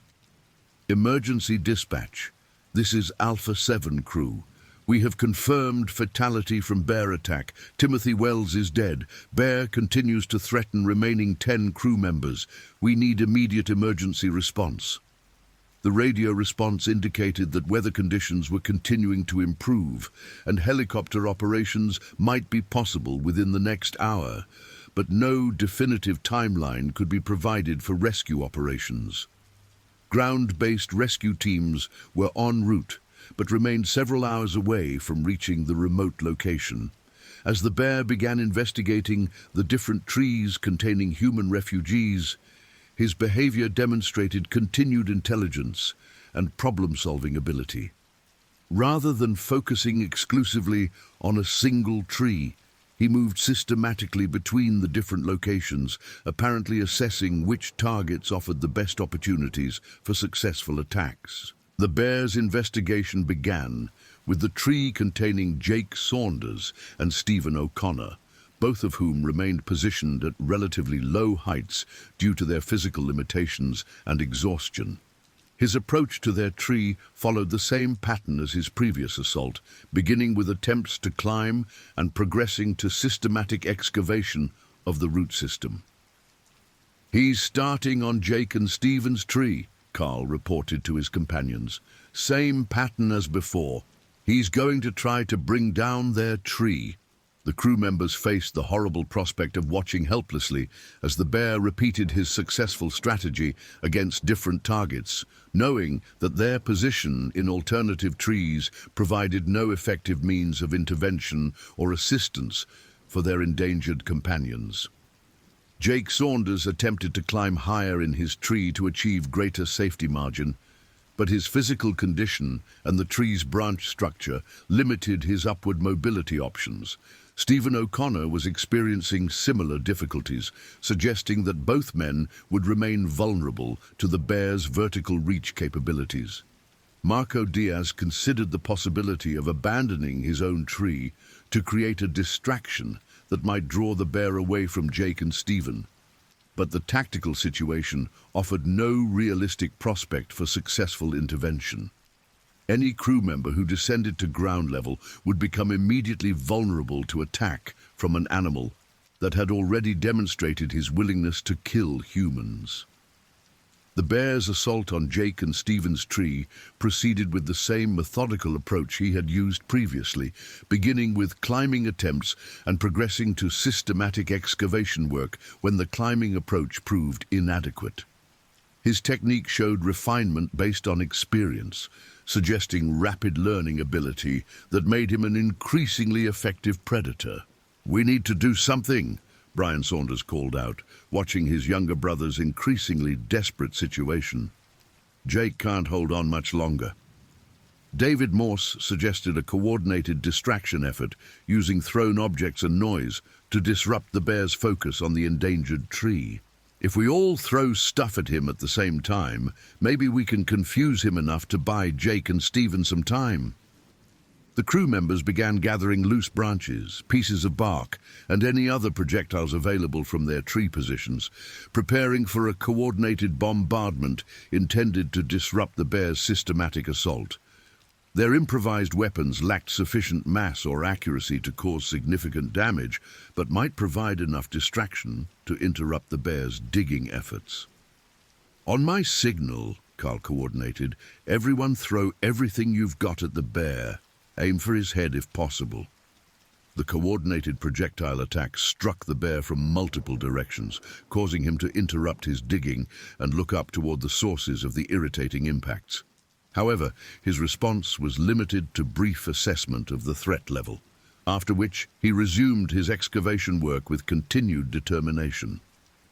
The failure of their distraction effort left the crew members with no effective options for assisting Jake and Stephen, who were showing increasing signs of physical distress as they struggled to maintain their positions in a tree that was displaying obvious structural compromise from the bear's systematic undermining efforts.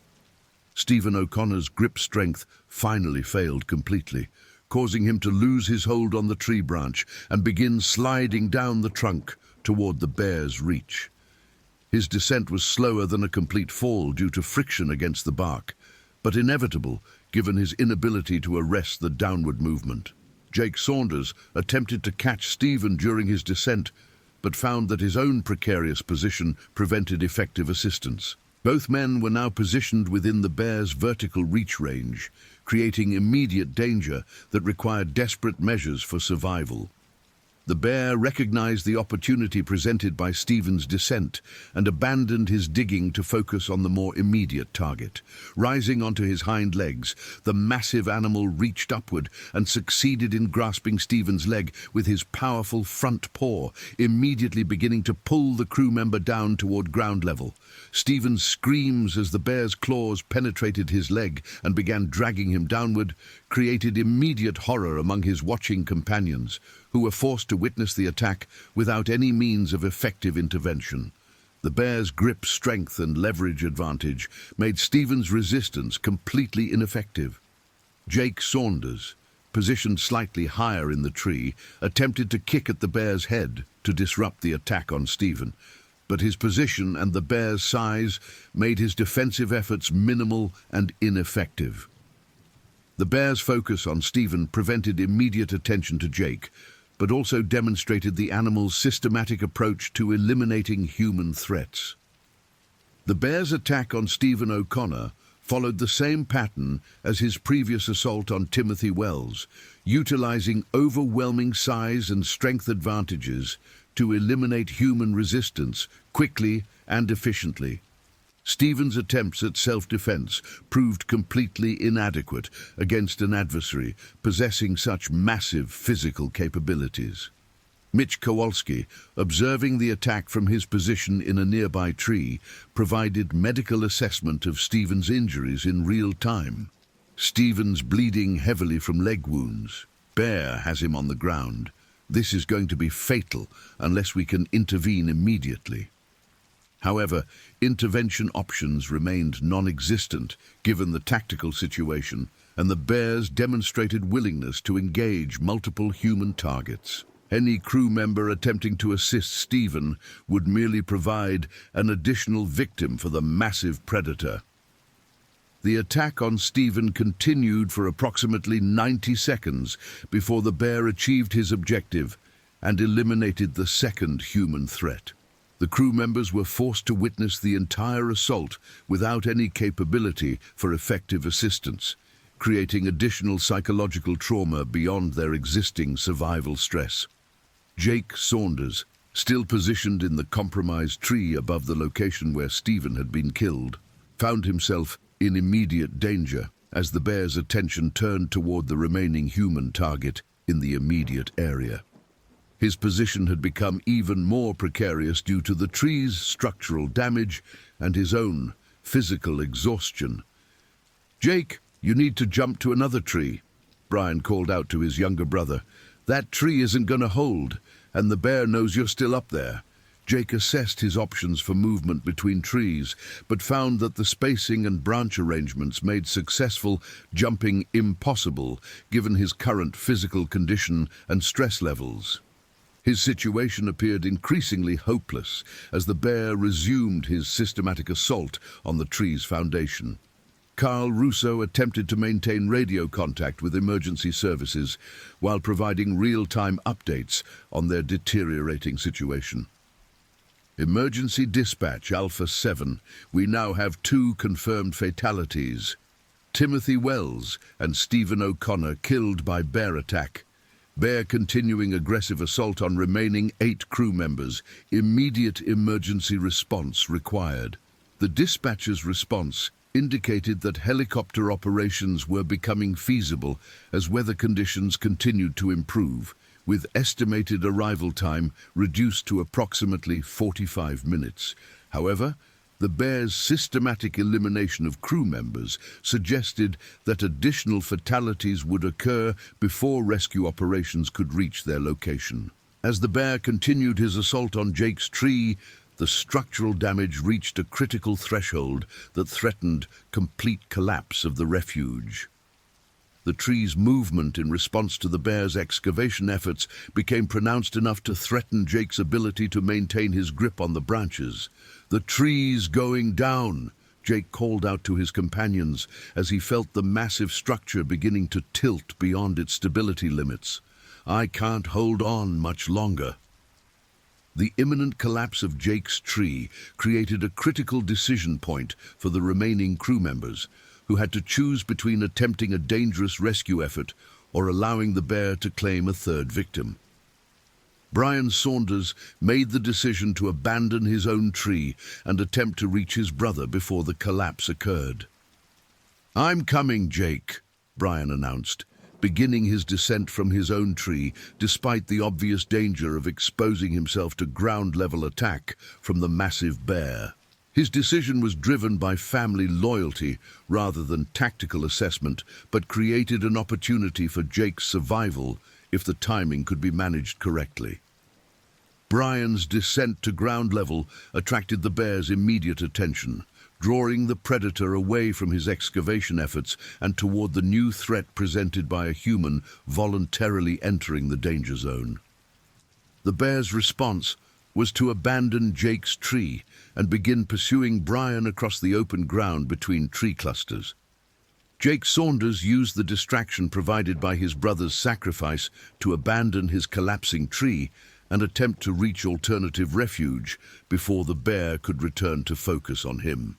His movement was hampered by physical exhaustion and the injuries he had sustained during the extended ordeal, but the immediate threat of tree collapse provided powerful motivation for maximum effort. Brian Saunders' strategy appeared to involve leading the bear away from the tree cluster to provide his brother with opportunities for escape. But the tactical situation offered no realistic prospect for his own survival once he engaged the massive predator in direct confrontation. His decision represented a conscious choice to sacrifice his life for his brother's survival. The bear's pursuit of Brian demonstrated the animal's remarkable speed and agility across the forest terrain. Despite his massive size, the bear closed the distance between himself and his human target with shocking quickness, making the outcome of the pursuit inevitable despite Brian's desperate efforts to escape. Brian's attempt to reach alternative climbing trees was unsuccessful due to the bear's superior speed and the relatively open terrain between refuge areas. The massive predator overtook his human target approximately 30 yards from the nearest climbing opportunity, initiating the third fatal attack of the morning. Jake Saunders successfully reached an alternative tree and began climbing to safety, while his brother's sacrifice provided the necessary distraction.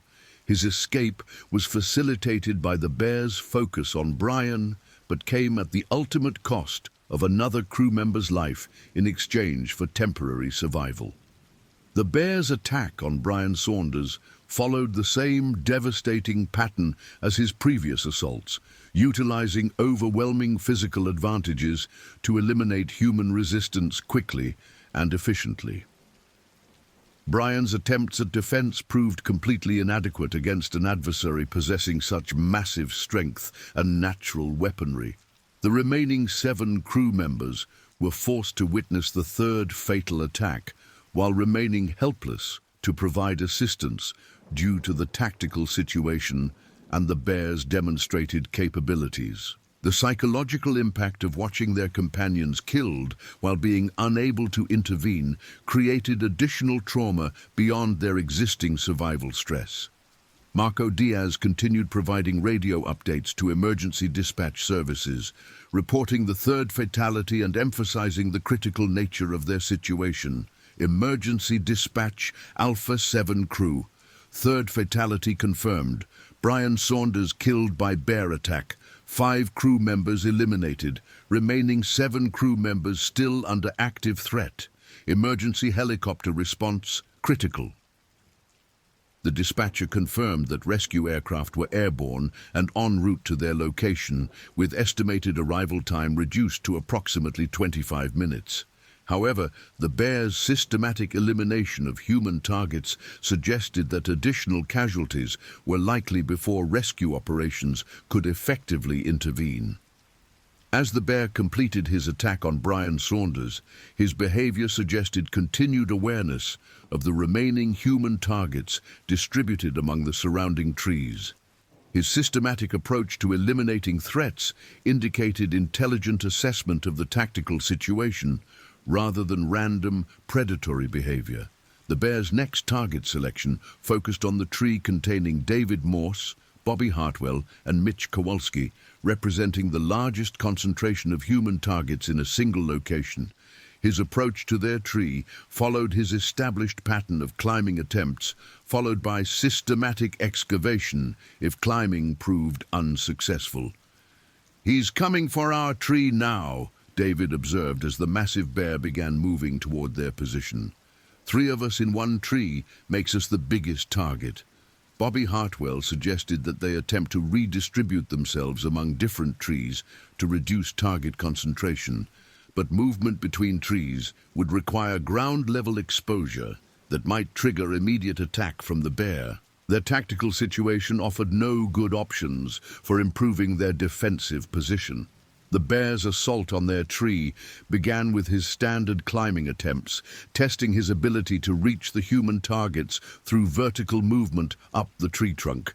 His massive size and weight limited his climbing capabilities, but his reach, while partially climbing, brought him dangerously close to the crew members' positions. Mitch Kowalski, positioned lowest in the tree due to his medical equipment load, found himself within the bear's reach during the climbing attempts. The proximity of the massive predator created immediate terror and desperate efforts to climb higher despite physical limitations and equipment encumbrance. "Mitch is too low," David called out. "The bear can reach him from there." Mitch attempted to climb higher but found that his medical kit and the tree's branch structure prevented effective upward movement. His position remained within the bear's reach range, creating immediate danger that required emergency intervention from his companions. David Morse and Bobby Hartwell attempted to provide assistance by reaching down to help pull Mitch higher into the tree, but their efforts were hampered by the bear's proximity and their own precarious positions. The tactical situation offered minimal options for effective mutual assistance. The bear's recognition of Mitch's vulnerability led to concentrated efforts to reach the exposed crew member, including more aggressive climbing attempts and systematic testing of different approach angles. His persistence and problem-solving ability made successful contact appear increasingly inevitable. Mitch's position became completely untenable when the bear succeeded in grasping his boot during an extended climbing attempt, immediately beginning to apply leverage to pull the crew member down toward ground level. Mitch's struggles to maintain his grip on the tree branches proved inadequate against the bear's overwhelming strength advantage. "Bear's got Mitch," Bobby reported as he witnessed the beginning of the 4th fatal attack. "He's pulling him down." David and Bobby's attempts to assist Mitch by grabbing his arms and providing upward leverage proved insufficient to overcome the bear's downward pull. The massive animal's grip strength and body weight provided decisive advantages in the struggle for control of the human target. Mitch Kowalski's medical training provided him with detailed knowledge of the injuries he was sustaining during the bear's attack, creating additional psychological horror beyond the physical trauma. His understanding of the severity and inevitability of his wounds added intellectual terror to the physical agony of the assault. The bear's attack on Mitch continued for approximately 2 minutes before achieving the objective of eliminating the 4th human threat. The crew members positioned above the attack site were forced to witness the entire assault while remaining helpless to provide effective assistance. Carl Russo, positioned in a different tree approximately 50 yards away, maintained radio contact with emergency dispatch and provided updates on the continuing fatalities. Emergency dispatch, Alpha 7, 4th crew member down. Mitch Kowalski killed by bear attack. 3 crew members remaining in immediate danger. Where is our helicopter support? The dispatcher confirmed that rescue aircraft were approaching the area and should arrive within 15 minutes, but acknowledged that the situation was deteriorating faster than rescue operations could respond.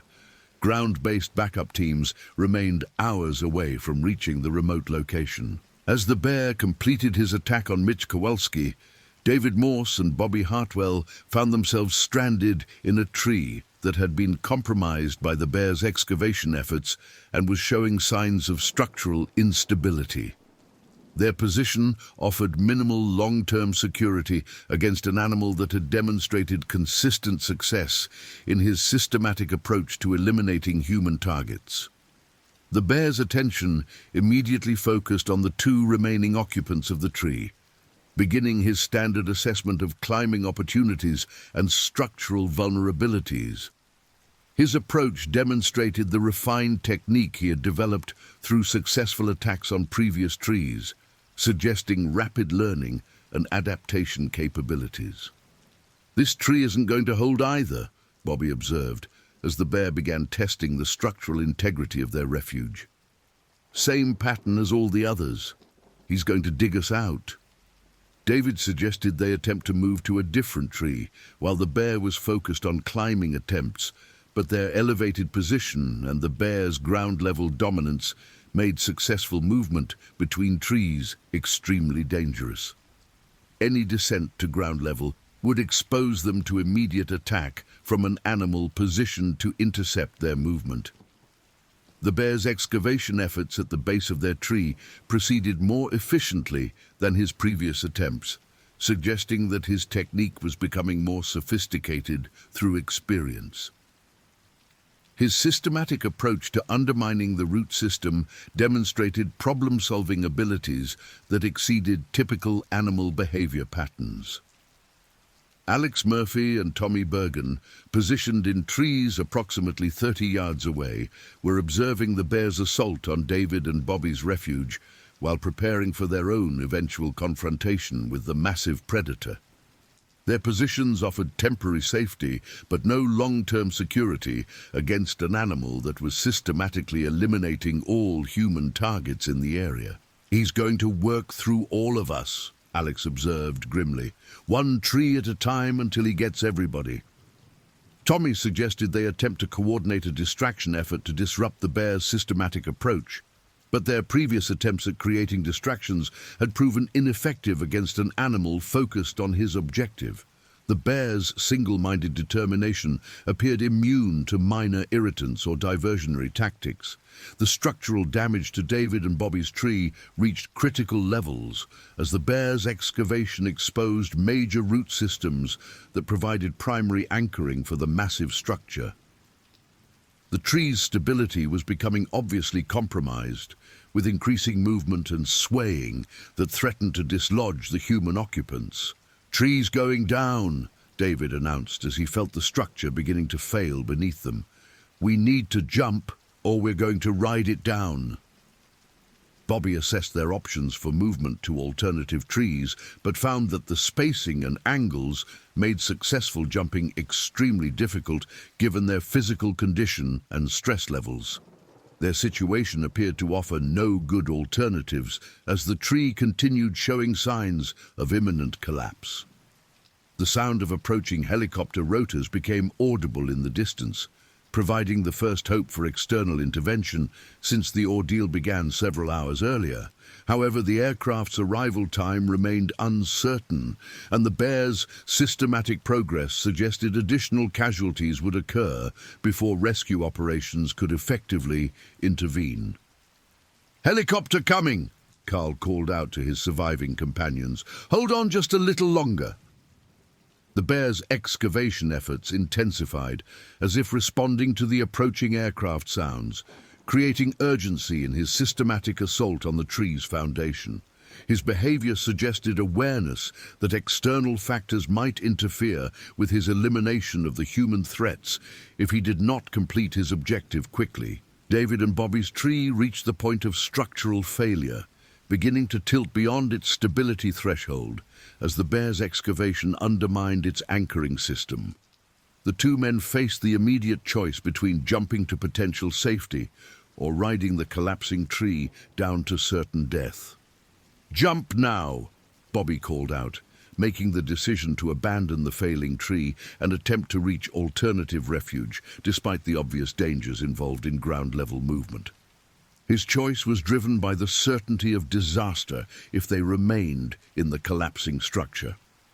David followed Bobby's lead, abandoning the tree as it began its final collapse toward the ground. Their jump carried them approximately 10 feet from the tree's base, providing minimal distance from the bear's position, but offering their only chance for survival as their refuge disintegrated. The bear's response to the two men's desperate escape attempt was immediate and devastating, as he abandoned his excavation work to pursue the human targets who had voluntarily entered his domain. His pursuit demonstrated the remarkable speed and agility that made ground-level encounters with humans inevitably fatal. Bobby Hartwell's attempt to reach alternative climbing opportunities was unsuccessful due to the bear's superior speed and the open terrain between refuge areas. The massive predator overtook his human target within seconds, initiating the fifth fatal attack of the morning with his characteristic overwhelming force. David Morse's escape attempt carried him in a different direction from Bobby's route, hoping to divide the bear's attention and improve his chances for reaching safety. However, the bear's size and speed advantages made successful human escape impossible across the open ground between tree clusters. The helicopter's approach became clearly audible as the aircraft closed the distance to the logging camp, but the rescue operation's arrival was occurring too late to prevent additional casualties from the bear's systematic elimination of human targets. The timing disparity between human need and rescue capability created inevitable tragedy despite external intervention efforts. David's attempt to reach climbing trees was terminated by the bear's successful pursuit, resulting in the sixth fatal attack as the massive predator demonstrated his complete dominance over the human occupants of his territory. The pattern of human resistance followed by inevitable death was becoming established through repetition. Carl Russo, Jake Saunders, Alex Murphy and Tommy Bergen remained as the sole survivors of the original 11-man crew, distributed among different trees and awaiting their turns in the bear's systematic elimination process. Their positions offered temporary security, but no long-term protection against an animal that had demonstrated consistent success in his assault tactics. The helicopter's arrival overhead created the first significant change in the tactical situation since the bear attacks began, as the aircraft's presence represented external intervention capability that might alter the ground-level dynamics. However, the bear's demonstrated commitment to eliminating human threats suggested that rescue operations would face significant challenges in extracting survivors from their current positions. The rescue helicopter, a Bell 212, operated by Alaska Search and Rescue Services, carried a crew of 4 specialists trained in wilderness emergency operations. The aircraft commander, Captain Sarah Mitchell, had extensive experience with wildlife-related rescue scenarios, but had never encountered a situation involving active predatory behavior from a bear of this size and aggressiveness. Alpha 7 crew, this is Alaska Rescue 27, Captain Mitchell announced over the radio frequency. We have visual contact with your location. Can you provide current status on crew members and bear position? Carl Russo responded from his tree position, providing a tactical assessment of the situation for the rescue crew. Rescue 27. We have 4 survivors remaining. Bear has killed 7 crew members. Animal is approximately 1,400 pounds, showing extreme aggressive behavior, currently positioned between remaining survivors. The helicopter crew's visual assessment of the situation confirmed the severity of the emergency, with obvious evidence of bear damage throughout the camp area and human remains visible at multiple locations. The massive bear was clearly observable from their overhead position, demonstrating size and behavior patterns that exceeded typical wildlife encounter parameters. Copy, Alpha 7. We're going to attempt to drive the bear away from your position using aircraft noise and downdraft. Prepare for possible ground extraction when we create an opening. The helicopter's tactical approach involved using the aircraft's rotor wash and engine noise to create psychological pressure on the bear, hoping to drive the animal away from the immediate area long enough to extract the surviving crew members. However, the bear's demonstrated intelligence and commitment suggested that this approach might prove ineffective. Captain Mitchell brought the helicopter into a low hover directly over the bear's position, creating maximum noise and downdraft pressure while her crew prepared for rapid extraction operations. The aircraft's presence represented the most significant external intervention the bear had encountered during his systematic assault on the human targets. The bear's response to the helicopter's presence exceeded the rescue crew's expectations, as the massive animal showed no fear or inclination to retreat from the aircraft's intimidation efforts. Instead, the bear appeared to interpret the helicopter as an additional threat requiring elimination, focusing his attention upward toward the hovering aircraft. Bears not responding to aircraft pressure, Captain Mitchell reported to her crew. Animal appears to be showing aggressive interest in our aircraft rather than retreating. This is not typical wildlife behavior. The helicopter's hover capabilities were limited by fuel consumption and mechanical stress factors, preventing extended intimidation efforts that might eventually prove effective. The rescue crew faced the challenge of extracting 4 survivors from different tree positions, while a massive, aggressive bear maintained control of the ground-level area. Flight medic Jonathan Rodriguez assessed the tactical situation and recommended immediate extraction attempts despite the obvious risks involved. We need to get those people out of there now. That bear's already killed most of the crew, and he's not going to stop until he gets all of them. The helicopter's crew prepared for high-risk extraction operations using fast rope techniques that would allow rapid deployment and recovery of rescue personnel despite the ground-level threat. However, the bear's presence created unprecedented danger levels that exceeded standard search and rescue operational parameters. Carl Russo's position in the largest spruce tree offered the best initial extraction opportunity, as his tree's location provided some separation from the bear's current position near the remains of David and Bobby's refuge. The rescue crew decided to attempt his extraction first, while the bear remained focused on the aircraft's presence.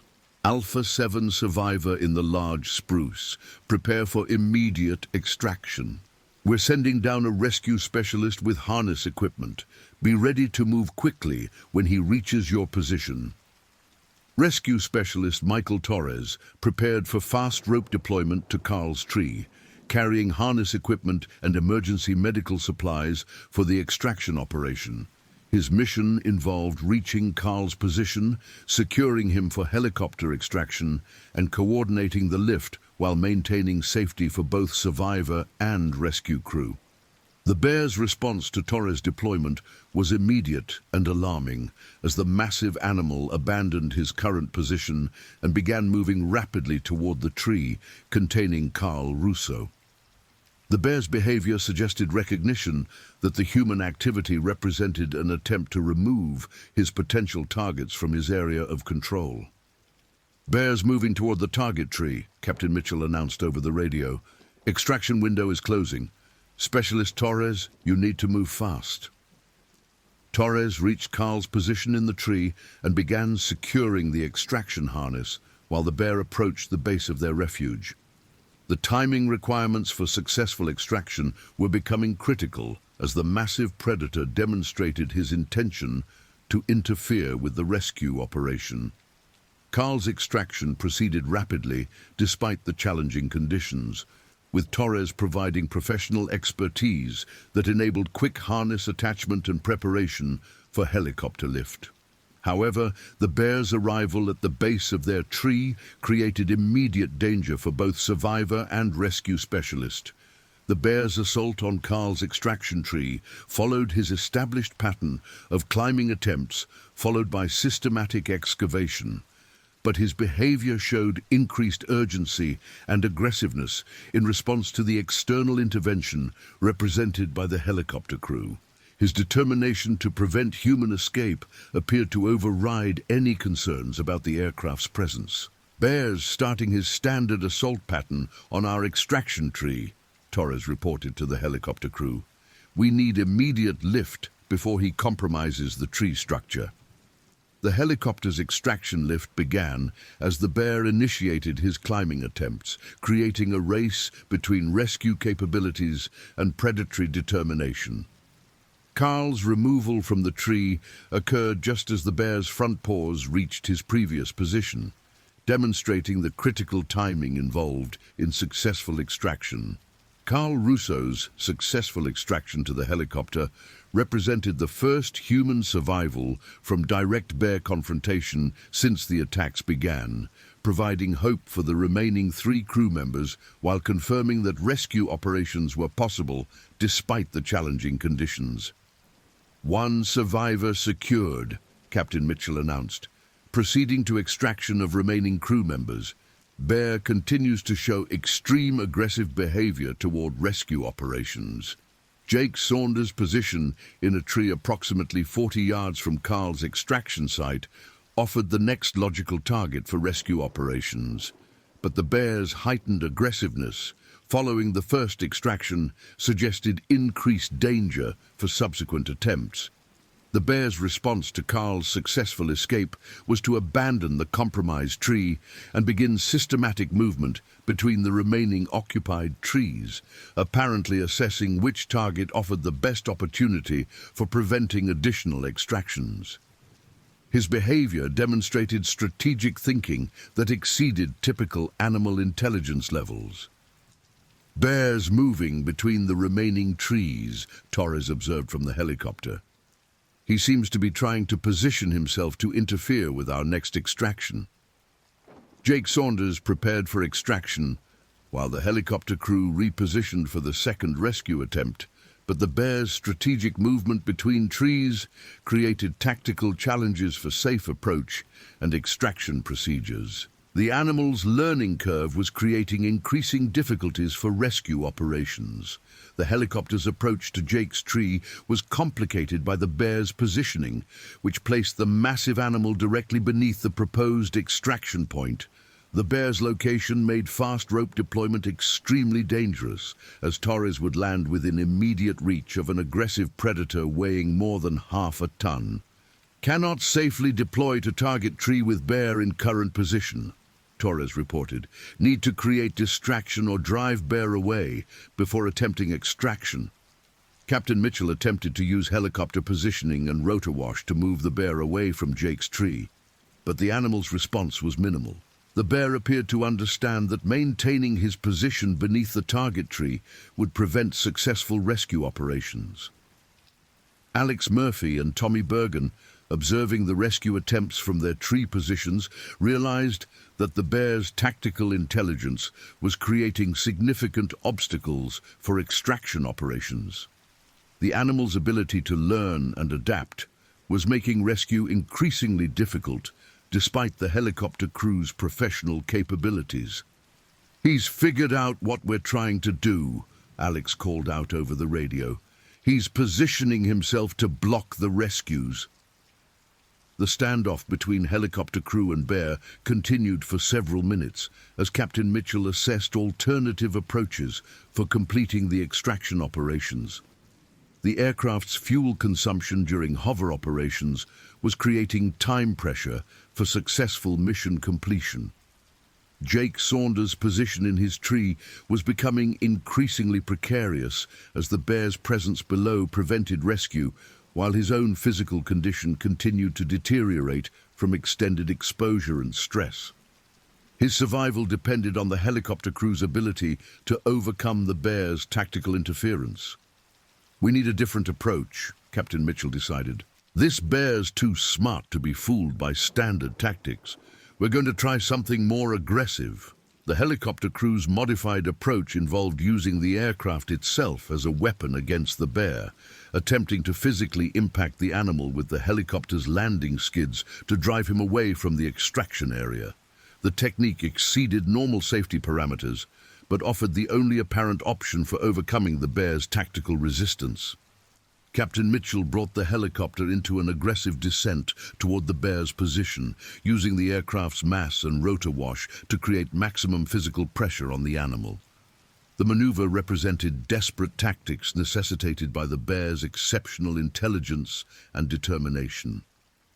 The bear's response to the helicopter's aggressive approach was to rear onto his hind legs and attempt to strike at the aircraft's landing skids, demonstrating remarkable courage and aggression in confronting a threat many times his size. His behavior exceeded all previous wildlife encounter experiences for the rescue crew. "Bear's actually trying to fight the helicopter," Captain Mitchell reported in amazement. "This animal shows no fear whatsoever. Continuing aggressive approach." The helicopter's physical contact with the bear succeeded in driving the animal away from Jake's tree long enough to permit Torres's fast rope deployment and extraction procedures. However, the bear's immediate return to the area demonstrated that the tactical advantage would be temporary. Torres reached Jake's position and began extraction procedures while the bear regrouped from his confrontation with the helicopter. The timing window for successful extraction was extremely limited due to the animal's demonstrated persistence and tactical awareness. Jake Saunders' extraction proceeded rapidly despite his physical exhaustion and the challenging conditions created by the bear's proximity. Torres' professional expertise enabled quick harness attachment and preparation for helicopter lift despite the obvious time pressure. The bear's return to Jake's tree occurred as the extraction lift began, creating another race between rescue capabilities and predatory determination. Jake's removal from the tree occurred with minimal clearance as the bear's climbing attempts brought him within feet of the extraction point. "Second survivor secured," Captain Mitchell announced, as Jake's extraction was completed successfully. 2 crew members remaining, bear showing increased aggressiveness toward rescue operations. Alex Murphy and Tommy Bergen remained as the final survivors requiring extraction, positioned in trees separated by approximately 20 yards, but both within the bear's operational area. Their rescue would require 2 additional extraction operations under increasingly difficult conditions. The bear's behavior following the second successful extraction demonstrated escalating frustration and determination to prevent further human escapes. His movement patterns between the remaining occupied trees suggested systematic planning to interfere with rescue operations. "Bear's definitely learning our tactics," Torres observed. "He's positioning himself to make the next extractions as difficult as possible."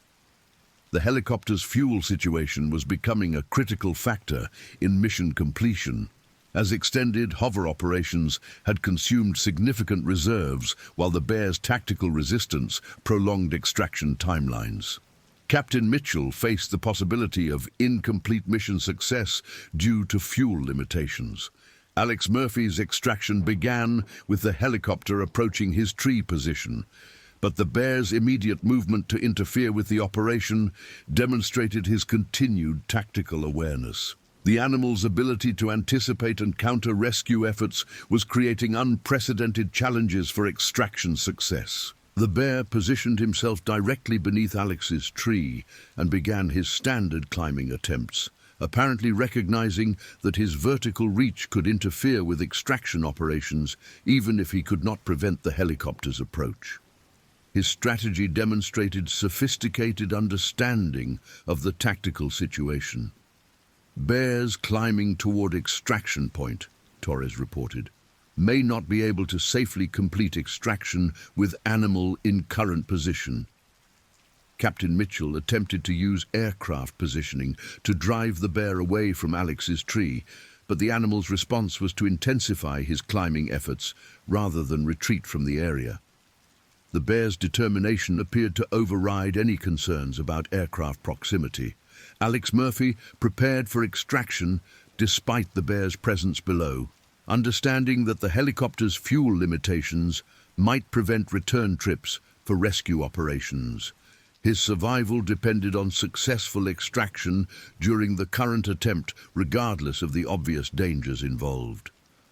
Torres' fast rope deployment to Alex's tree proceeded despite the bear's proximity, as the rescue specialist recognized the critical nature of the extraction timeline. His professional training enabled effective operation under extreme stress conditions, despite unprecedented danger levels. The bear's climbing attempts brought him within reach of Torres and Alex during the harness attachment process, creating immediate physical danger for both rescue specialist and survivor. The extraction procedures required completion while the massive predator was actively attempting to reach their position. "Bears within reach of extraction point," Torres reported while continuing harness attachment procedures. "Need immediate lift as soon as harness secure." Alex's extraction lift began while the bear's claws were within inches of the departure point, demonstrating the critical timing involved in successful rescue operations. The margin for error had been reduced to seconds due to the bear's tactical intelligence and persistence. "Third survivor secured," Captain Mitchell announced as Alex's extraction was completed. "One crew member remaining." Fuel situation becoming critical for mission completion. Tommy Bergen remained as the sole survivor requiring extraction, positioned in a tree approximately 30 yards from the bear's current location. His rescue represented the final extraction operation, with fuel reserves approaching minimum levels for safe flight operations. The bear's movement toward Tommy's tree began immediately following Alex's successful extraction, suggesting continued awareness of remaining human targets and determination to prevent additional escapes. His tactical approach remained consistent despite the helicopter crew's successful countermeasures. Tommy Bergen prepared for extraction while observing the bear's approach to his tree position. His survival depended entirely on the helicopter crew's ability to complete one final extraction operation despite fuel limitations and the bear's demonstrated tactical capabilities. The helicopter's approach to Tommy's tree was conducted under maximum time pressure due to fuel constraints and the bear's immediate threat to the extraction operation. Captain Mitchell's crew understood that this represented their final opportunity for mission completion. Torres prepared for the last fast rope deployment of the mission, carrying extraction equipment and emergency supplies for what would be the most challenging rescue attempt due to accumulated stress on both crew and equipment. His professional capabilities would be tested under maximum pressure conditions.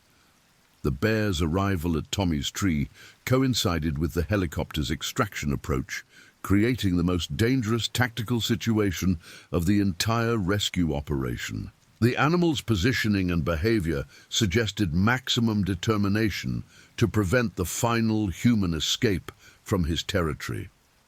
"Bears at the base of target tree and climbing," Torres reported. "This is going to be extremely close timing for successful extraction." Tommy's position in the tree required rapid descent to meet Torres at the extraction point, but the bear's climbing ability brought the massive predator dangerously close to the rescue operation. The timing requirements exceeded all previous extraction attempts in terms of precision and speed.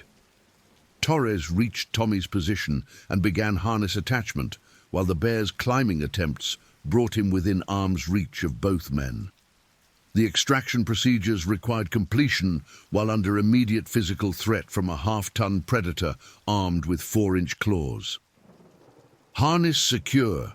Immediate lift required," Torres transmitted as the bear's front paw reached toward their position. The extraction lift began with minimal clearance as the massive animal attempted to prevent the final human escape. Tommy Bergen's extraction was completed successfully, despite the bear's last attempt to reach the rescue operation, representing mission completion for the helicopter crew despite unprecedented challenges and danger levels. All surviving crew members had been successfully removed from the immediate threat area. "Mission complete, all survivors extracted," Captain Mitchell announced. "Departing area immediately due to fuel constraints. Bear remains in area showing continued aggressive behavior." The helicopter's departure marked the end of the immediate rescue operation, leaving the massive bear in control of the logging camp area where 7 crew members had been killed during his systematic assault on human intruders. The animal's territorial dominance had been established through successful elimination of perceived threats. Carl Russo, Jake Saunders, Alex Murphy and Tommy Bergen were transported to Sitka Community Hospital for emergency medical treatment and psychological evaluation following their traumatic survival experience. Their physical injuries were relatively minor compared to the psychological trauma associated with witnessing the deaths of their companions. The Alaska Department of Fish and Game initiated immediate investigation procedures to assess the circumstances surrounding the bear attack and determine appropriate management responses for the animal involved. The incident represented an unprecedented wildlife encounter requiring specialized expertise and careful analysis. Wildlife biologist Dr. Elizabeth Chen led the investigation team that returned to the logging campsite 48 hours after the helicopter extraction. Her examination of the physical evidence confirmed the exceptional size and behavior patterns of the bear responsible for the human fatalities. This animal exceeded all normal parameters for brown bear behavior, Dr. Chen reported in her preliminary findings. The systematic nature of the attacks and the bear's tactical intelligence suggest an individual with exceptional capabilities and extreme territorial aggression. The investigation team's analysis of the physical evidence revealed clear indicators of the bear's size and strength, including claw marks measuring up to 4 inches in length and ground impressions suggesting a body weight exceeding 1,400 pounds. The animal's systematic approach to eliminating human targets had left distinctive behavioral signatures throughout the attack area. Recovery operations for the 7 fatalities required specialized equipment and procedures due to the traumatic nature of the bear attacks and the remote location of the incident site. Alaska state troopers coordinated the recovery efforts while maintaining security protocols for potential continued bear presence in the area. Timothy Wells, Marco Diaz, Brian Saunders, Stephen O'Connor, Bobby Hartwell, David Morse and Mitch Kowalski were recovered from the logging campsite and transported to Anchorage for forensic examination and eventual return to their families.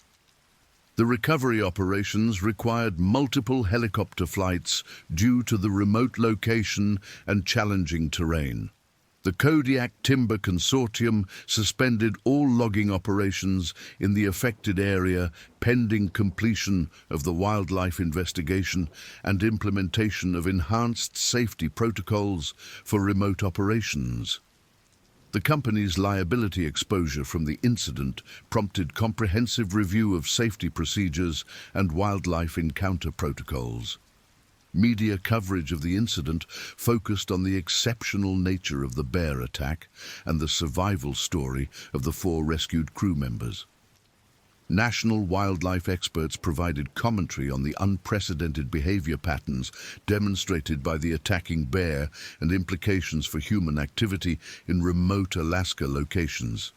The surviving crew members underwent extensive psychological counseling to address post-traumatic stress associated with their survival experience and witnessed to the deaths of their companions. Professional therapists specialized in trauma recovery worked with each survivor to develop coping strategies for long-term psychological health.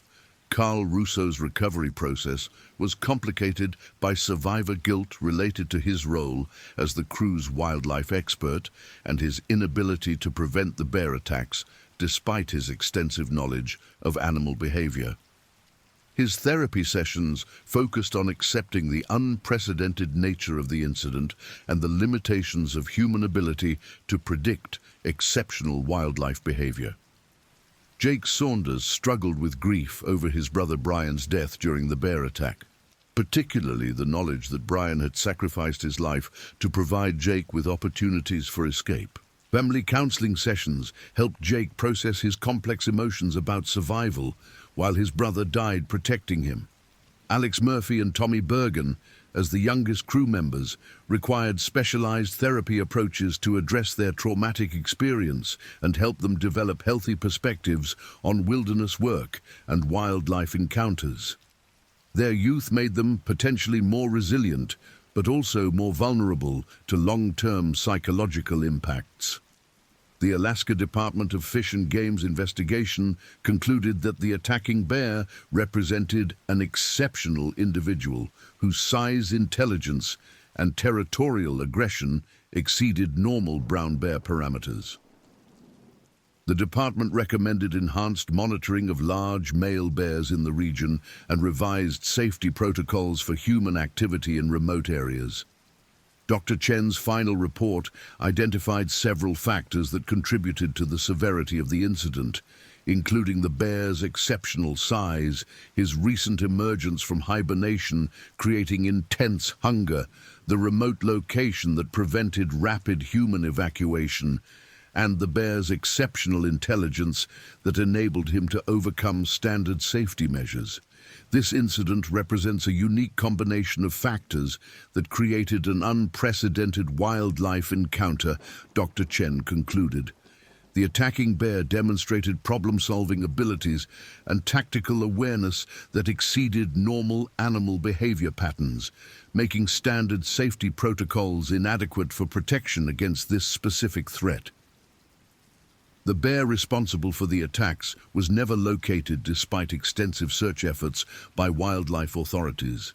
His massive size and distinctive behavioral patterns made identification possible, but the remote nature of the territory and the bear's apparent intelligence enabled him to avoid detection by human tracking efforts. Tracking attempts revealed that the bear had departed the immediate area within 24 hours of the helicopter rescue operation, apparently recognizing that continued human presence in the territory would bring additional threats to his dominance. His movement patterns suggested strategic withdrawal rather than random relocation. Local residents and outdoors enthusiasts in the Sitka region were advised of the continued presence of an exceptionally large and aggressive bear in the area, with recommendations for enhanced safety precautions during wilderness activities. The advisory remained in effect indefinitely due to the bear's exceptional capabilities and demonstrated willingness to attack humans. The logging campsite was permanently abandoned following the incident, with all equipment and structures removed to eliminate attractants that might draw the bear or other wildlife to the location. The area was designated as closed to human activity, pending further assessment of wildlife management requirements. Legal proceedings related to the incident included workers' compensation claims for the families of deceased crew members and potential liability issues related to the adequacy of safety protocols for remote logging operations. The Kodiak Timber Consortium faced multiple lawsuits alleging inadequate preparation for wildlife encounters. Insurance investigations focused on determining whether the company had implemented adequate safety measures for operations in known bear habitat, and whether the exceptional nature of the attacking bear constituted a foreseeable risk, requiring additional precautions. The unprecedented nature of the incident complicated legal and insurance determinations. The 4 surviving crew members received disability benefits related to their psychological trauma and were provided with ongoing medical and counseling support. None of the survivors returned to logging work, with all 4 men transitioning to different careers that did not involve remote wilderness operations. Carl Russo became a wildlife safety consultant, using his survival experience to develop enhanced protocols for human activity in bear habitat. His expertise combination of wildlife knowledge and first-hand survival experience made him a sought-after expert for companies operating in remote Alaska locations. Jake Saunders relocated to Oregon to be closer to extended family support networks during his recovery process. His psychological therapy focused on processing grief over his brother's death and developing healthy coping mechanisms for trauma-related stress responses. Alex Murphy returned to college to complete his forestry degree, but shifted his career focus toward urban forestry and park management, rather than remote wilderness operations. His academic work included research projects related to human-wildlife conflict prevention and safety protocol development. Tommy Bergen transitioned to construction work in populated areas, avoiding wilderness locations due to ongoing anxiety related to his survival experience. His recovery process included gradual exposure therapy to help him develop comfort with outdoor environments under controlled conditions. The families of the 7 deceased crew members established a memorial scholarship fund to support safety training and wildlife education for workers in Alaska's extractive industries. The Timothy Wells Memorial Scholarship provided annual awards for safety training programs and wildlife encounter preparation courses. Wildlife research related to the incident included enhanced monitoring of large male brown bears throughout southeast Alaska and development of improved techniques for assessing individual bear behavior patterns that might indicate exceptional territorial aggression or human threat potential. The incident prompted legislative hearings regarding safety requirements for remote industrial operations in Alaska, with particular focus on wildlife encounter preparation and emergency response capabilities. New regulations required enhanced communication systems and reduced response times for emergency evacuation from remote work sites. Professional wilderness guides and outdoor recreation operators implemented enhanced safety protocols based on lessons learned from the logging camp incident. The bears' demonstrated ability to overcome standard safety measures required development of new approaches to human protection in remote areas. Scientific analysis of the incident contributed to improved understanding of exceptional wildlife behavior patterns and the potential for individual animals to exceed normal species parameters in terms of size, intelligence, and aggression. The research findings influenced wildlife management policies throughout Alaska and other regions with large bear populations. The logging camp incident became a case study in wilderness survival training programs and wildlife safety courses throughout North America. The detailed documentation of the bear's tactical behavior and the survivors' experiences provided valuable educational material for improving human preparedness for exceptional wildlife encounters. Memorial services for the 7 deceased crew members emphasized their dedication to Alaska's extractive industries and their contributions to their families and communities. The services provided closure opportunities for family members and co-workers while honoring the memory of the men who died during the unprecedented wildlife encounter.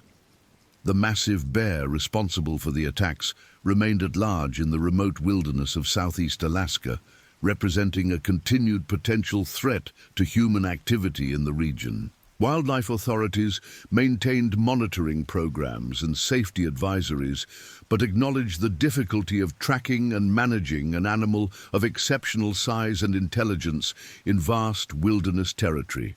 The next stories: grizzly bear mauls 42-year-old park ranger in 3 minutes, July 14th, 2024. The morning of July 14th, 2024, dawned with the crystalline clarity that only comes to the northern Rocky Mountains after a night of summer rain. Daniel Marcus Haskins, 42 years old and a 15-year veteran of the National Park Service, stood on the weathered wooden steps of the Apgar Ranger Station at 5:47 a.m., breathing in the pine-scented air that carried the faint mineral smell of Flathead Lake.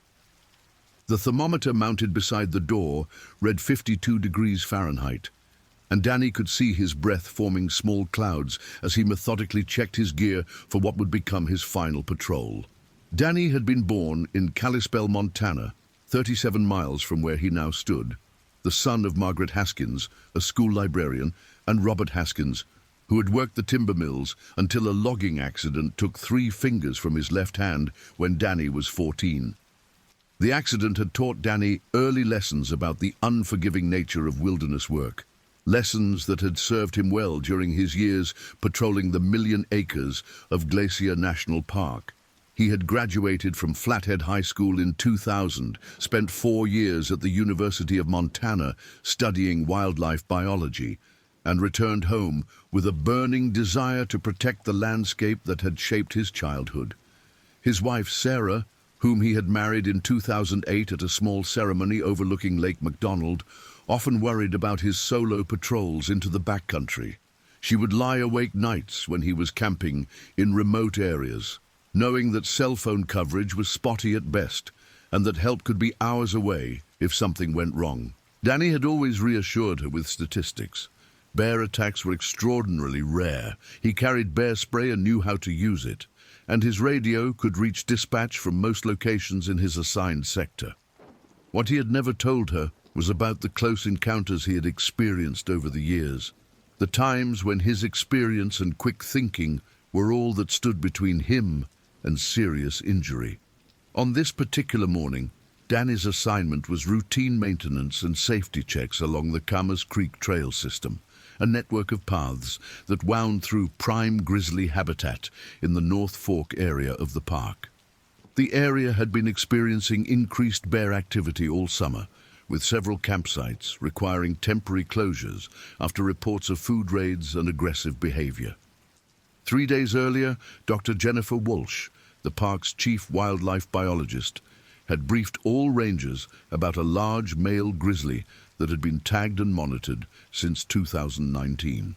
The bear, designated as Bear 347 in park records, was estimated to weigh between 750 and 800 pounds and had a history of food conditioning that made him particularly dangerous around human settlements.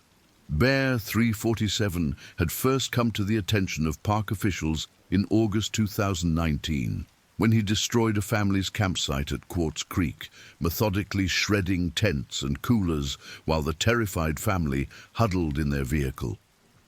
Subsequent tracking revealed that the bear had learned to associate human activity with easy food sources, a behavioral pattern that wildlife experts knew was extremely difficult to reverse. Over the past 5 years, Bear 347 had been involved in 17 documented incidents, ranging from campsite raids to aggressive encounters with hikers. Each time, rangers had responded with hazing techniques, loud noises, rubber bullets, and pursuit. But the bear's size and intelligence made him particularly resistant to traditional deterrent methods. The morning air was still as Danny loaded his government-issued Ford Ranger with his patrol equipment. A portable radio with extra batteries, first aid kit, emergency beacon, topographical maps sealed in waterproof cases, bear spray in a quick-release holster, camera for documenting violations or wildlife incidents, and a GPS unit programmed with the coordinates of every campsite, trail junction, and emergency cache in his sector. His lunch consisted of a ham sandwich, an apple, and a thermos of coffee that Sarah had prepared at 5:15 a.m. before kissing him goodbye and reminding him to check in by radio every 2 hours. The drive from Apgar to the Camas Creek trailhead took 43 minutes along the narrow park road that wound through dense forests of Douglas fir. At 6:30 a.m., Danny parked his vehicle at the gravel lot that served as the staging area for backcountry access.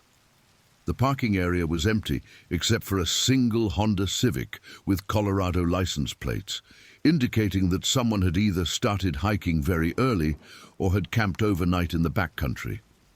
Danny made a note to check the camping permits when he reached the designated sites along his patrol route.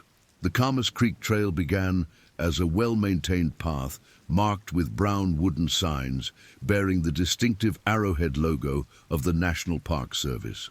The trail crossed Camas Creek itself within the first half-mile, and Danny paused on the wooden bridge to observe the water level, which was running high from recent mountain snowmelt.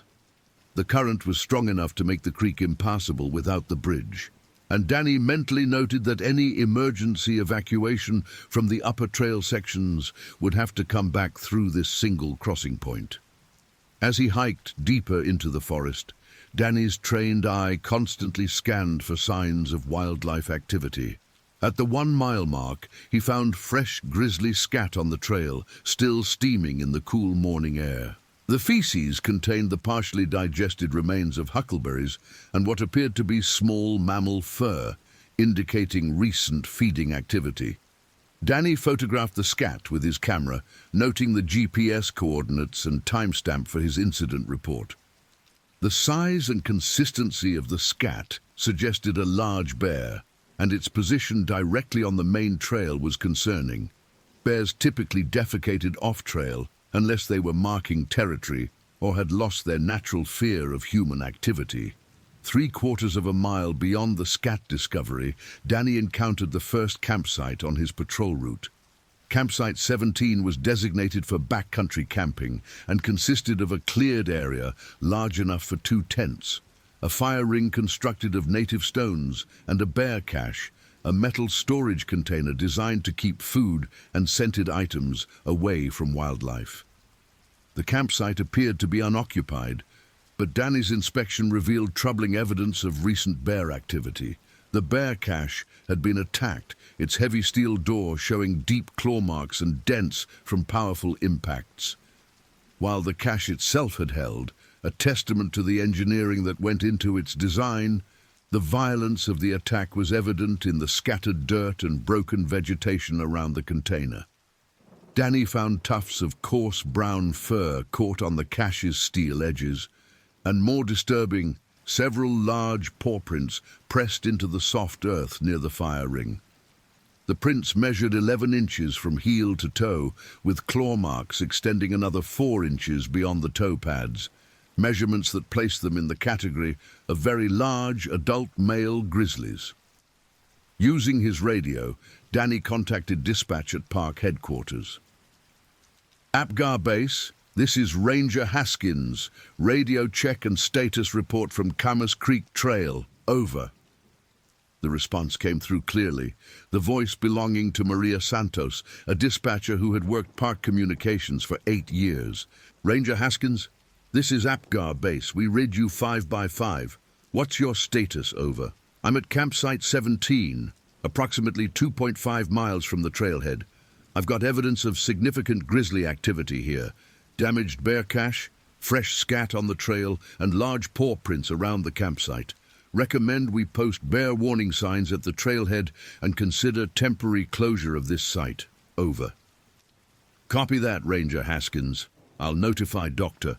Walsh and put in a request for warning signs. Are you continuing your patrol? Over. Danny looked around the campsite once more, feeling an odd sense of unease that he couldn't quite identify. The forest was quieter than usual. He realized he hadn't heard any bird calls since finding the scat on the trail. In his experience, unusual quiet in the woods often indicated the presence of a large predator. Affirmative, Apgar Base. I'm continuing north toward campsite 15. Next, scheduled check-in at 1000 hours. Over. Roger, Ranger Haskins. Be safe out there. Over. Will do. Apgar Base. Haskins out. The trail between campsites 17 and 15 climbed steadily through a section of forest that had burned in the 2003 wildfire season. 21 years later, the area was in the early stages of ecological recovery, with young aspens and scattered wildflowers creating a more open environment than the dense old-growth forest that characterized most of Danny's patrol area.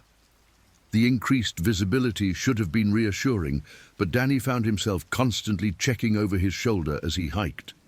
The feeling of being watched, a sensation he had experienced only a handful of times in his career, grew stronger with each step. At 8:15 a.m., Danny reached a scenic overlook that provided a view of the valley below and the snow-capped peaks beyond.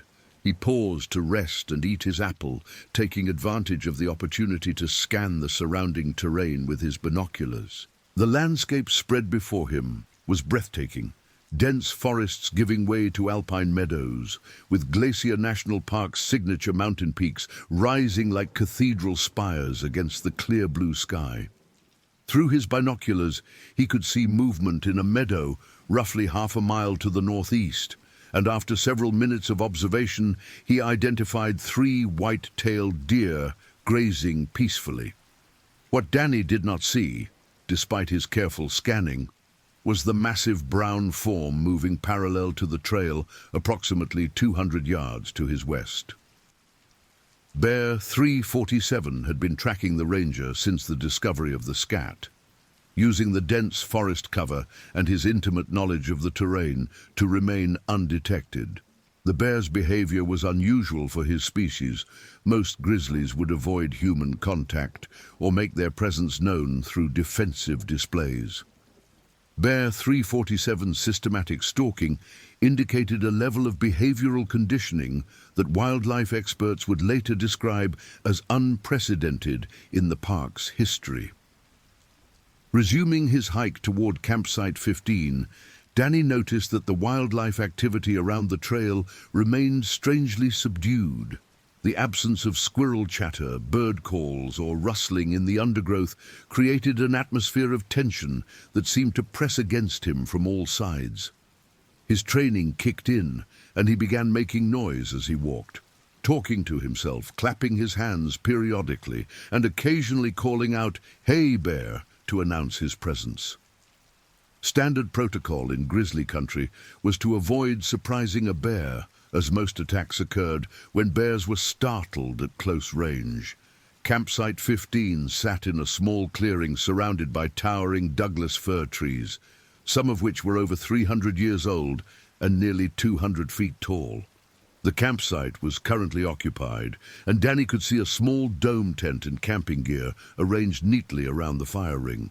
As he approached, a young woman emerged from the tent, stretching and yawning as she adjusted to the bright morning sunlight. "Good morning," Danny called out, raising his hand in greeting. "I'm Ranger Haskins with the National Park Service, just doing routine patrol and campsite checks. Hope I didn't wake you." The woman was in her mid-20s, with long blonde hair pulled back in a ponytail and the lean build of someone who spent significant time outdoors. She wore hiking pants and a fleece jacket with University of Colorado printed across the chest. "Oh, good morning. No, you didn't wake me. I've been up for about an hour. I'm Jessica Martinez. I'm actually doing research on high-elevation plant communities for my graduate thesis." Danny approached the campsite, noting that Jessica had done an excellent job of bear-proofing her area. All food and scented items were properly stored in the bear cache. Her tent was positioned appropriately relative to her cooking area, and there were no signs of food scraps or improper waste disposal. "Looks like you know what you're doing out here. How long have you been camping in the park?" "This is my 3rd night. I'm planning to head out tomorrow morning. I've got all the data I need for this site." Jessica gestured toward a notebook and several small collection bags near her tent. "I have to say, though, I was a little spooked yesterday evening. I heard some really loud crashing in the woods, like something big was moving around out there." Danny's attention sharpened immediately. "What time was this? And can you show me which direction the sounds came from?" Jessica pointed toward the northeast, in the direction Danny had been hiking. "It was around 6:30. Maybe 7 o'clock. I was just finishing dinner when I heard branches breaking and what sounded like something heavy moving through the trees. I made some noise with my pots and pans, and whatever it was moved away, but it definitely got my attention." That was smart thinking with the noise. Did you see anything or just hear it?" Just heard it, but the sound suggested something much larger than a deer or elk. I've been camping in Colorado for years, and I know what different animals sound like when they move through the forest. Danny pulled out his notebook and recorded the details of Jessica's encounter, including the time, location, and direction of the disturbance. Combined with the evidence he had found at Campsite 17, a pattern was emerging that suggested a large bear was actively moving through the area along the trail corridor. I want you to be extra careful today, especially if you're planning to spend another night out here. We've had increased grizzly activity in this area recently, including a very large male that's been causing problems. Jessica's expression grew serious. Should I pack up and leave today instead of tomorrow? Danny considered the question carefully. Standard protocol would be to recommend evacuation if there was evidence of immediate danger, but the incidents so far didn't rise to that level. The bear cache at Campsite 17 had held, and Jessica's encounter had ended with the bear moving away when she made noise. I think you're okay to stay if you maintain proper bear protocol, but keep your bear spray accessible and don't go anywhere without making noise. If you hear or see anything concerning, pack up immediately and head for the trailhead. I've got bear spray right here, Jessica said, patting a canister attached to her belt, and I promise I'll be extra careful. Danny spent another 15 minutes inspecting the campsite and reviewing bear safety procedures with Jessica before continuing his patrol. As he left Campsite 15, he radioed dispatch with an update on his position and the reported bear activity. The pattern of evidence was becoming clear enough to warrant additional precautions, and Danny recommended that park headquarters consider issuing a general bear advisory for the Camas Creek area. The next section of trail led through the densest forest on Danny's patrol route, where 100-foot-tall trees created a canopy so thick that the forest floor remained in perpetual twilight, even at midday. The trail was well maintained but narrow, winding between massive tree trunks and over fallen logs that served as natural bridges across seasonal creek beds. This was prime grizzly habitat: dense cover, multiple food sources, and minimal human disturbance created perfect conditions for bears to feed and travel undetected. It was in this section, at 9:23 a.m., according to the timestamp on his camera, that Danny encountered the clearest evidence yet of Bear 347's presence. A large Douglas fir tree, roughly 6 feet from the trail, showed extensive claw marks extending from ground level to nearly 8 feet high. The marks were fresh, with sap still seeping from the deepest gouges, and scattered bark around the base of the tree indicated recent activity. More concerning were the marks themselves, 4 parallel scratches that measured nearly 6 inches across, indicating claws of exceptional size. Danny photographed the tree from multiple angles, using a measuring tape to document the height and width of the claw marks. In his incident report, he would later note that the size and pattern of the marks were consistent with an extremely large adult male grizzly engaged in territorial marking behavior. What he could not have known at the time was that Bear 347 was less than 50 yards away, concealed in a thicket of serviceberry bushes, watching Danny's every movement.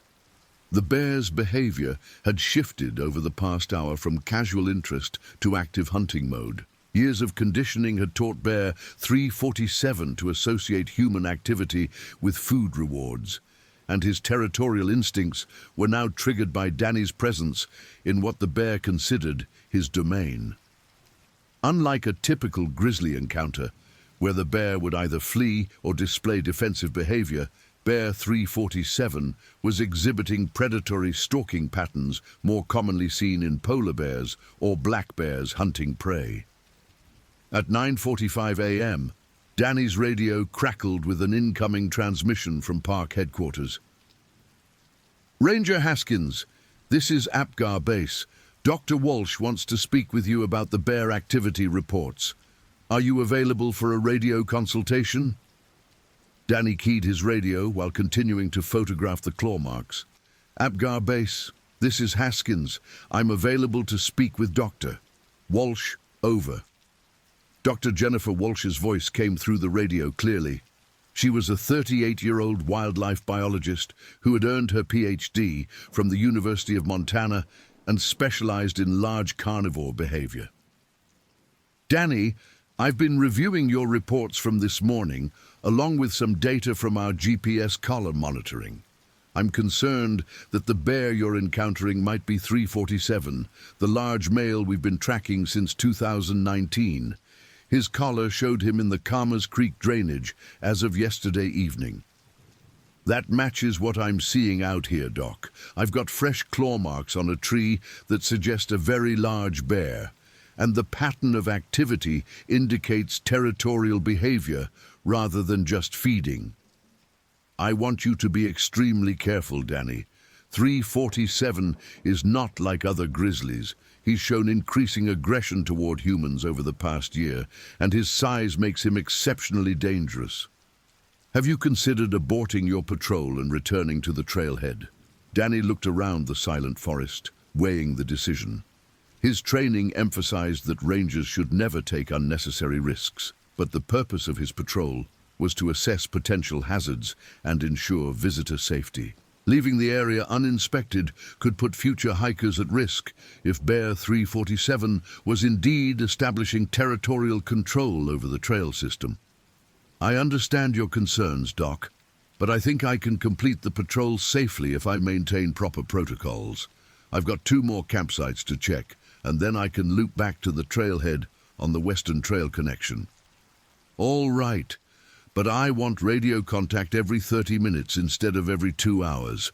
And Danny, if you encounter this bear directly, do not attempt to haze or deter him.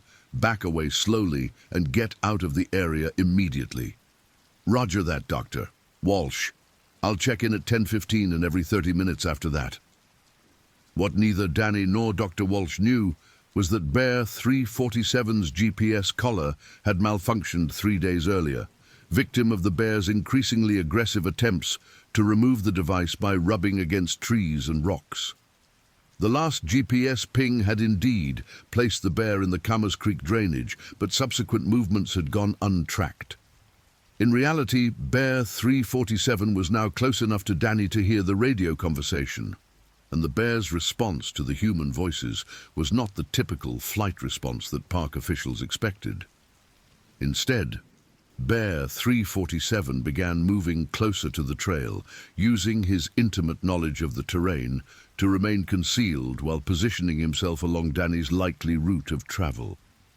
The bear's massive bulk, nearly 800 pounds of muscle, fat and bone, moved through the dense forest with surprising stealth, his padded paws making virtually no sound on the soft forest floor. Years of successful encounters with humans had eliminated the bear's natural fear response and replaced it with predatory confidence. Danny resumed his hike toward Campsite 13, which was located approximately 1 mile northeast of his current position. The trail in this section followed an old game path that wound through particularly dense forest, with visibility limited to 20 or 30 feet in most directions. The undergrowth consisted primarily of huckleberry bushes, which were beginning to produce the early summer berries that made up a significant portion of grizzly diet during this time of year. At 10:05 a.m., Danny paused to check his GPS position and prepare for his scheduled radio contact with dispatch. He was standing in a small clearing where a seasonal creek crossed the trail, taking advantage of the brief break in forest cover to get a clear satellite signal for his GPS unit. The device showed his position as 48 degrees 47 minutes 23.6 seconds north, 113 degrees 54 minutes 17.8 seconds west, placing him roughly 3.2 miles from the trailhead and approximately 0.7 miles from his next destination. As Danny raised his radio to make his scheduled check-in, he heard a sound that made every hair on his neck stand up, the deep, guttural huffing noise that experienced outdoorsmen know as the breathing of a large bear in close proximity. The sound came from somewhere behind him and to his left, roughly the direction he had just traveled, but the dense forest made it impossible to determine the exact location or distance. Following his training, Danny immediately began making noise while slowly reaching for his bear spray. "Hey, bear! Hey, bear!" he called loudly, his voice echoing through the forest. "I'm a human! I'm leaving the area!" The huffing sound stopped, replaced by an ominous silence that seemed to amplify every other sound in the forest. The whisper of wind through pine needles, the distant gurgle of creek water, and most unnervingly, what sounded like heavy footsteps moving through dry leaves. Danny keyed his radio with hands that had begun to tremble slightly. "Apgar Base, this is Ranger Haskins. I have a close bear encounter in progress. I'm hearing vocalizations and movement consistent with a large grizzly in my immediate vicinity. I'm following protocol and preparing to leave the area. Over." Maria Santos's voice responded immediately, her professional calm barely masking underlying tension. "Roger, Ranger Haskins. What's your current position? Are you in immediate danger?" "I'm at GPS coordinates 48 degrees, 47 minutes 23.6 seconds north, 113 degrees 54 minutes 17.8 seconds west, approximately 3.2 miles from the Camas Creek trailhead. The bear is close, but I haven't made visual contact. I'm preparing to back away slowly toward the trailhead. Over." "Copy your position, Ranger Haskins. Dr. Walsh is requesting that you maintain radio contact continuously during your withdrawal. Do not turn your back on the bear if you make visual contact." Danny began backing away from the clearing, keeping his bear spray ready in his right hand while holding the radio in his left. His eyes swept constantly through the forest, searching for any sign of movement or the telltale brown bulk that would indicate a grizzly's position. The forest remained eerily quiet, with even the constant background noise of insects and small animals conspicuously absent. After backing approximately 50 yards down the trail, Danny heard the huffing sound again, but this time it came from a different direction, ahead of him rather than behind. The realization that the bear had moved to intercept his retreat route sent a spike of adrenaline through his system that made his heart pound and his breathing shallow. This was not normal bear behavior. Most grizzlies, even aggressive ones, would either flee from human contact or stand their ground and make defensive displays. The systematic positioning suggested a level of predatory behavior that was extremely rare in grizzly bears. "Apgar Base, the bear has moved position and appears to be between me and the trailhead. This is not typical defensive behavior. I think the bear may be actively hunting. I need immediate backup. Over." Dr. Walsh's voice came over the radio, tight with concern. "Danny, you need to find an alternative route out of there.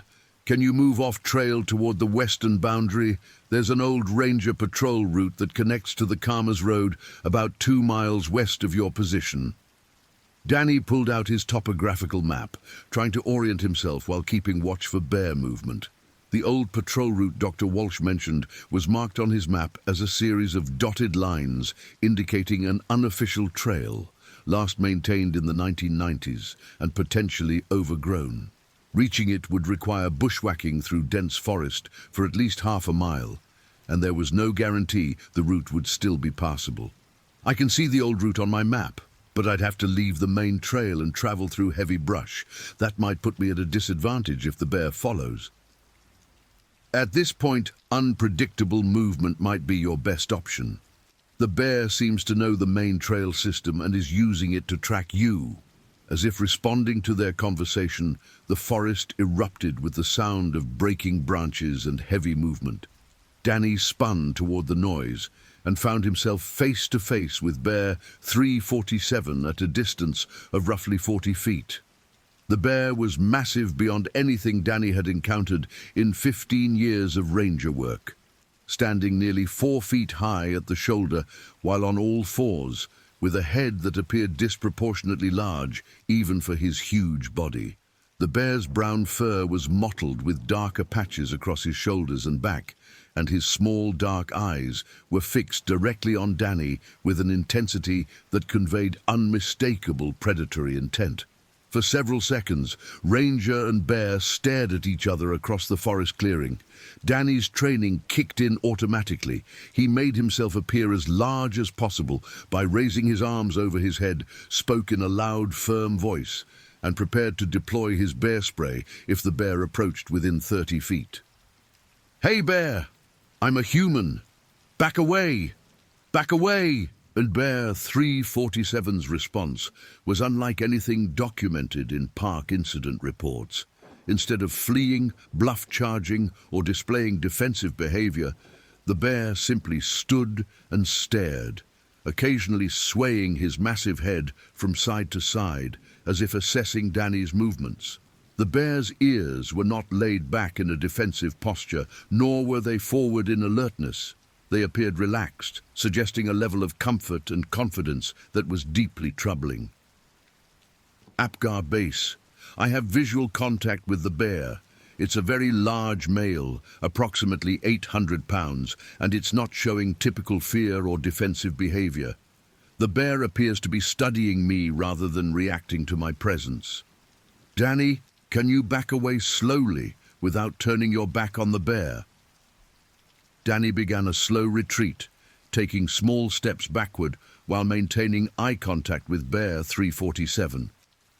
For the first 20 feet, the bear remained stationary, continuing to watch with what Danny could only describe as curiosity. Then, as Danny increased the distance between them, the bear began to follow, moving with deliberate, measured steps that maintained the 40-foot gap between them. The bear is following me. It's maintaining distance but matching my movement. This is predatory stalking behavior. Dr. Walsh's voice was sharp with alarm.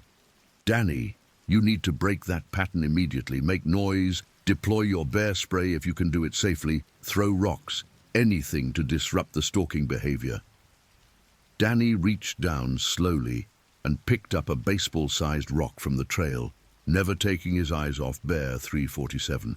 When he threw the rock toward the bear, intentionally missing to avoid escalating the situation, the bear didn't flinch or react in any way. The lack of startled response to the sudden movement confirmed what Danny was beginning to understand. This bear had no fear of humans whatsoever. The bear didn't react to noise or thrown objects. Dr. Walsh, I think this bear is treating me as prey. Danny, I'm sending helicopter support to your location. ETA is approximately 25 minutes. You need to stay alive until we can get help to you. 25 minutes might as well have been 25 hours. Danny's bear spray had an effective range of 20 to 30 feet and contained enough propellant for approximately 6 seconds of continuous spray. Against a bear of Bear 347 size and evident conditioning, the spray might provide a temporary deterrent at best, and Danny would only get one chance to use it effectively. The deadly game of cat and mouse continued for another 10 minutes, with Danny slowly backing down the trail while Bear 347 followed at a consistent distance. The bear's behavior remained calm and methodical, showing none of the agitation or defensive posturing that typically preceded grizzly attacks. Instead, Bear 347 moved with the patient confidence of a predator that knew its prey had nowhere to run. At 10:28 a.m., the situation changed dramatically. Danny's backward progress was halted by a fallen tree that blocked the trail, forcing him to either climb over the obstacle, which would require turning his back on the bear, or attempt to move around it through dense undergrowth. As Danny hesitated, trying to assess his options, Bear 347 suddenly accelerated his approach. The grizzly's change from methodical stalking to active pursuit happened so quickly that Danny barely had time to react. Bear 347 covered the 40 feet between them in less than 3 seconds, moving with a speed and agility that seemed impossible for an animal of his size. Danny managed to deploy his bear spray just as the bear entered the effective range, sending a cloud of capsaicin-based deterrent directly into Bear 347's face and eyes. For a moment, Danny thought the spray had worked. Bear 347 stopped his charge and shook his head vigorously, pawing at his eyes and snorting loudly. But instead of retreating, the bear's reaction seemed to increase his agitation and focus his attention even more intensely on Danny. The capsaicin spray that would have sent most bears fleeing served only to enrage Bear 347, confirming what wildlife experts would later realize. Years of human conditioning had made this bear virtually immune to standard deterrent methods. "Bear spray deployed! Bear spray deployed! The bear is not retreating!" Danny shouted into his radio as he scrambled over the fallen tree, abandoning any pretense of maintaining visual contact with his pursuer. What happened next unfolded with terrible clarity in Danny's mind, even as adrenaline and fear compressed his perception of time. As he swung his leg over the fallen tree trunk, Danny felt massive claws rake across his back, tearing through his ranger uniform and the flesh beneath. The initial contact was surprisingly painless. Adrenaline had numbed his nervous system to everything except the immediate need to survive. Bear 347's first swipe knocked Danny from the fallen tree and sent him tumbling to the forest floor. Before Danny could regain his footing, 800 pounds of furious grizzly landed on top of him, driving the air from his lungs and pinning him to the ground. The bear's massive paws pressed down on Danny's chest and shoulders with crushing force, while Bear 347's head darted down toward Danny's neck and face. The attack that followed lasted approximately 3 minutes and 17 seconds. Though exact timing would later be reconstructed from radio transmissions and the helicopter crew's observations, Danny's radio, knocked from his hand during the initial contact, continued to transmit the sounds of the mauling to horrified park personnel at headquarters. Maria Santos, Dr. Walsh, and several other staff members listened helplessly as Danny's screams mixed with the bear's roars and the terrible sounds of claws and teeth tearing flesh. Bear 347's attack was systematic and devastating. The bear's first priority was to neutralize Danny's ability to fight back, crushing his left arm between powerful jaws and shaking him like a rag doll. Danny's screams echoed through the forest as the bear's canine teeth, nearly 2 inches long, punctured bone and severed muscles and tendons. The radio picked up Danny's desperate pleas. "Help me! Oh God, help me! The bear is killing me!" After immobilizing Danny's arm, Bear 347 shifted his attack to Danny's torso, using his massive claws to rake across the ranger's chest and abdomen. Each swipe opened wounds several inches deep, severing blood vessels and exposing internal organs. Danny's ranger uniform provided no protection against claws that had evolved to dig through frozen ground and strip bark from trees. The bear's claws opened Danny's chest like a can opener, causing massive blood loss and shock. The most devastating part of the attack came when Bear 347 clamped his jaws around Danny's head and neck. The bear's bite force, estimated at over 1,200 pounds per square inch, was more than sufficient to crush human bone. Danny's skull suffered multiple fractures, and his cervical vertebrae were compressed and damaged. The pressure on his neck cut off blood flow to his brain, causing Danny to lose consciousness, even as the attack continued. Throughout the mauling, Bear 347 displayed none of the typical patterns of defensive bear attacks. Most grizzly attacks on humans last less than 60 seconds and end when the bear determines that the threat has been neutralized. Bear 347's extended assault, systematic targeting of vital areas, and complete lack of retreat behavior confirmed what wildlife experts had feared. This was a predatory attack by a bear that viewed humans as prey. At 10:31 a.m., the first signs of helicopter rescue arrived in the form of distant rotor noise echoing through the mountain valleys. Bear 347, who had been continuing his assault on Danny's motionless body, raised his massive head and listened to the approaching aircraft. For several seconds, the bear remained standing over Danny's body, blood dripping from his muzzle, while the helicopter noise grew louder. The helicopter crew, consisting of pilot Jake Morrison, paramedic Lisa Chen, and park ranger Tom Bradley, spotted the attack scene at 10:33 a.m. From their vantage point 200 feet above the forest floor, they could see Bear 347 standing over what appeared to be a motionless human figure. Jake Morrison, a former military pilot with 15 years of mountain rescue experience, immediately recognized the severity of the situation.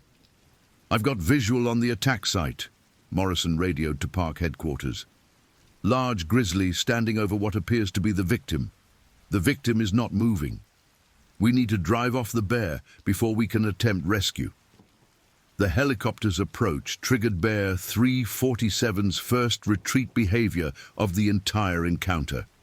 As the aircraft descended and the rotor wash began affecting the forest canopy, the bear finally backed away from Danny's body, moving approximately 50 feet into the dense underbrush, while maintaining visual contact with both the helicopter and his victim. Lisa Chen, the paramedic, rappelled down to Danny's position, while Tom Bradley provided cover with a high-powered rifle. What she found exceeded her worst expectations from nearly a decade of emergency medical work. Danny was unconscious and barely breathing, with massive trauma to his head, chest, and left arm. Blood loss was severe, and multiple life-threatening injuries required immediate intervention to prevent death. Patient is unconscious, barely responsive, with massive trauma to head, chest, and left extremity, Chen radioed to the helicopter. Multiple lacerations, probable skull fractures, severe blood loss. We need immediate evacuation to trauma center. The rescue extraction took 12 critical minutes, during which Bear 347 remained visible in the nearby forest, watching the human activity around his victim. The bear's refusal to leave the area completely was unprecedented in park records and required constant vigilance from Tom Bradley, whose rifle remained trained on the animal throughout the rescue operation. Danny was lifted by helicopter to Kalispell Regional Medical Center, where a trauma team led by Dr. Michael Stevens, the hospital's chief of emergency medicine, was standing by. During the 43-minute flight, Lisa Chen worked frantically to stabilize Danny's condition, administering IV fluids to combat blood loss, immobilizing his damaged arm, and providing oxygen to support his compromised respiratory system. At 11:47 a.m., Danny arrived at Kalispell Regional's Trauma Bay, where Dr. Stevens and his team immediately began life-saving procedures. Their initial assessment revealed the full extent of Bear 347's devastating attack. Multiple skull fractures with evidence of brain trauma, crushing injuries to the left arm with complete severance of major blood vessels and nerves, massive lacerations across the chest and abdomen with damage to internal organs and overall blood loss estimated at nearly 40% of Danny's total blood volume. The surgical team worked for 7 hours to repair the damage from Bear 347's assault. Dr. Sarah Kim, the hospital's orthopedic specialist, led the effort to reconstruct Danny's left arm using titanium plates and screws to stabilize the multiple bone fractures. Dr. Jennifer Martinez, a neurosurgeon, performed a craniotomy to relieve pressure on Danny's brain caused by swelling from his head injuries. Dr. Stevens coordinated the overall effort, ensuring that Danny's vital signs remained stable while multiple teams worked to address his injuries. At 6:23 p.m., Dr. Stevens emerged from the operating room to speak with Sarah Haskins, who had been waiting since receiving the call about her husband's attack. The conversation that followed would haunt Sarah for the rest of her life. While the surgical team had managed to save Danny's life, the extent of his injuries meant that his future would be fundamentally different from the life they had built together. "Mrs. Haskins, your husband is alive, but I need to be completely honest with you about his condition," Dr. Stevens said, his voice gentle but direct. The bear attack caused massive trauma to his head, chest, and left arm. We've been able to repair the most life-threatening injuries, but Danny has a long road ahead of him. Sarah, who had been fighting back tears since arriving at the hospital, finally broke down. Will he be okay? Will he be able to work again? To be himself again? It's too early to make long-term predictions, but I want you to understand that Danny's injuries are very severe. He has significant brain trauma that will likely affect his cognitive function and memory. His left arm required extensive reconstruction, and he may never regain full use of it. He's in a medically induced coma right now to allow his brain to heal, and we won't know the full extent of his recovery until he wakes up. The news of Danny's attack spread quickly through the tight-knit community of Glacier National Park employees and the broader Flathead Valley. Danny was well known and respected throughout the region, both for his professional competence and his genuine care for the park's wildlife and visitors. The severity of the attack and its unprecedented nature sent shockwaves through the National Park Service and the wildlife management community. Dr. Walsh immediately initiated emergency protocols to locate and assess Bear 347, organizing a team of wildlife specialists, law enforcement rangers, and tracking experts. The bear's aggressive behavior and complete lack of fear toward humans made him an immediate threat to public safety, and park officials faced the difficult decision of whether to attempt capture or authorize lethal removal. The search for Bear 347 began within hours of Danny's rescue, using helicopter reconnaissance, ground tracking teams, and thermal imaging equipment. The bear's trail was easy to follow initially. His massive paw prints and the blood from his encounter with Danny created a clear path through the forest.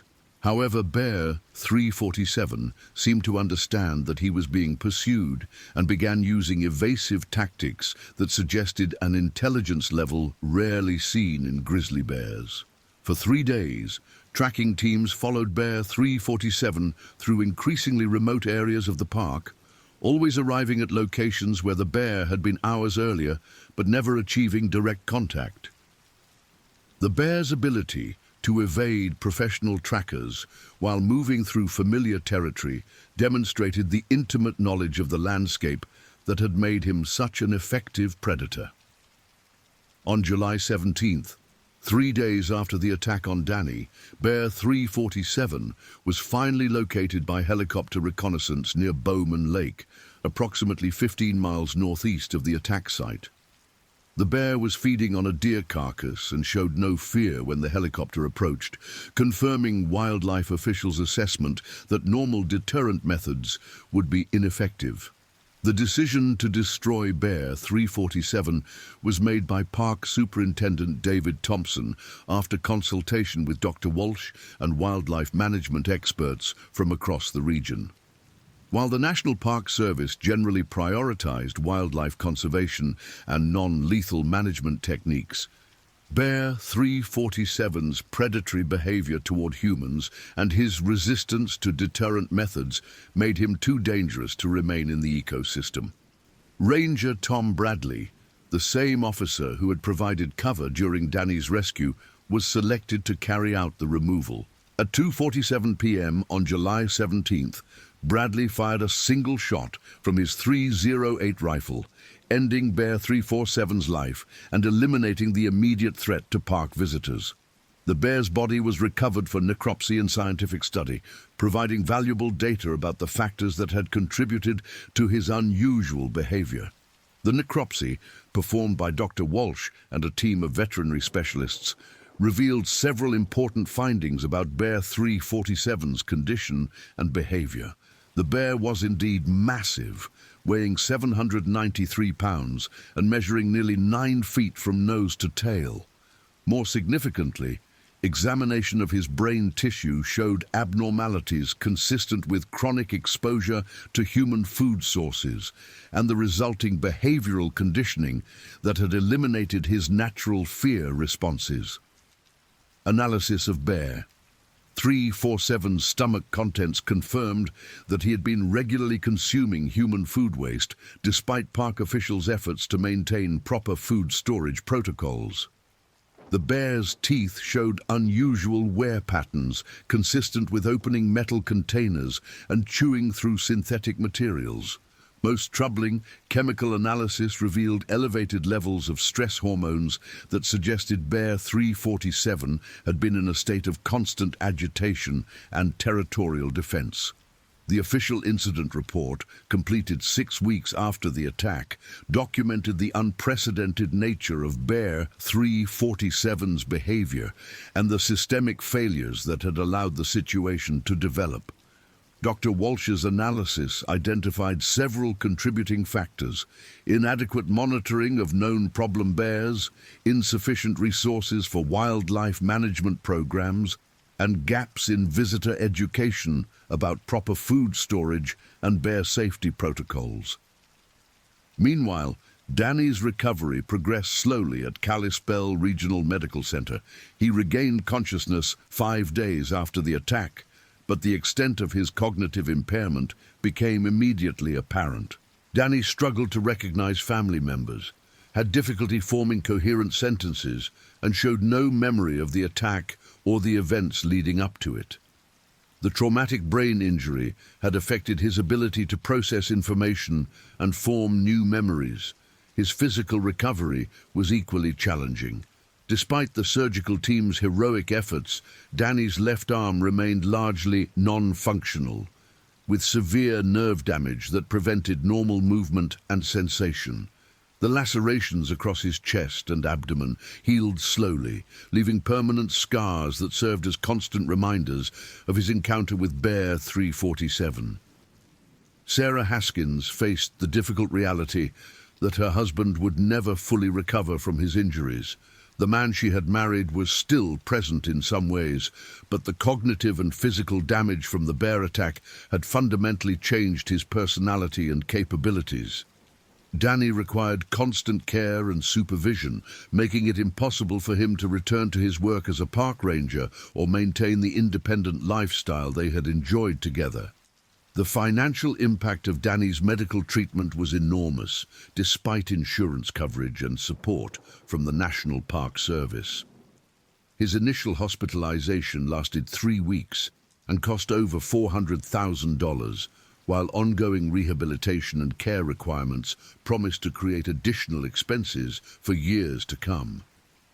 The Haskins family's medical bills eventually exceeded $1 million, forcing them to sell their home and relocate to a smaller property better suited to Danny's disabilities. 6 months after the attack, Danny was transferred to a specialized rehabilitation facility in Missoula, where therapists worked to help him relearn basic skills like walking, eating, and communicating. Progress was slow and frustrating, with setbacks outnumbering breakthroughs. Danny's short-term memory problems meant that he often forgot the previous day's therapy sessions, requiring constant repetition of exercises and techniques. The psychological trauma extended beyond Danny himself to affect his family, colleagues, and the broader community. Sarah developed severe anxiety and depression, struggling to cope with the loss of her husband's companionship and the demands of his care. She attended counseling sessions regularly, but found it difficult to process the random violence that had destroyed their life together. Danny's fellow park rangers were profoundly affected by the attack, questioning their own safety protocols and second-guessing decisions about solo patrols in bear country.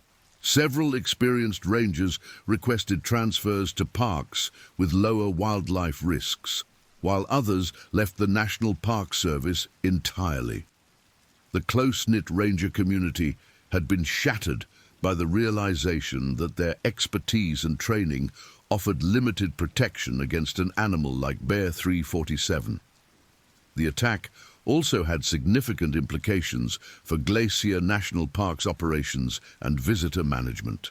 Park officials implemented new protocols requiring paired patrols in areas with known bear activity, installed additional bear-proof storage containers throughout the backcountry, and expanded visitor education programs about bear safety. The changes were expensive and logistically challenging, but were deemed necessary to prevent future incidents. Media coverage of the attack was intense and often sensationalized, with news outlets focusing on the dramatic aspects of the story rather than the underlying wildlife management issues. Television reports featured dramatic reenactments of the attack, while newspaper articles emphasized the bear's size and the extent of Danny's injuries. The coverage generally ignored the complex factors that had contributed to Bear 347's behavioral conditioning and the systematic problems in park management that had allowed the situation to develop. Jessica Martinez, the graduate student who had encountered Bear 347 the day before the attack, was interviewed extensively by park investigators and media outlets.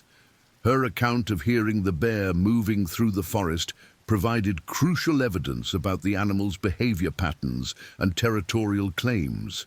Jessica's experience also highlighted how close other visitors had come to encountering the dangerous bear, underscoring the potential for additional casualties if Bear 347 had not been destroyed. The legal implications of the attack were complex and contentious. While government employees are generally protected from lawsuits arising from their official duties, questions arose about whether park officials had taken adequate precautions given their knowledge of Bear 347's problematic behavior.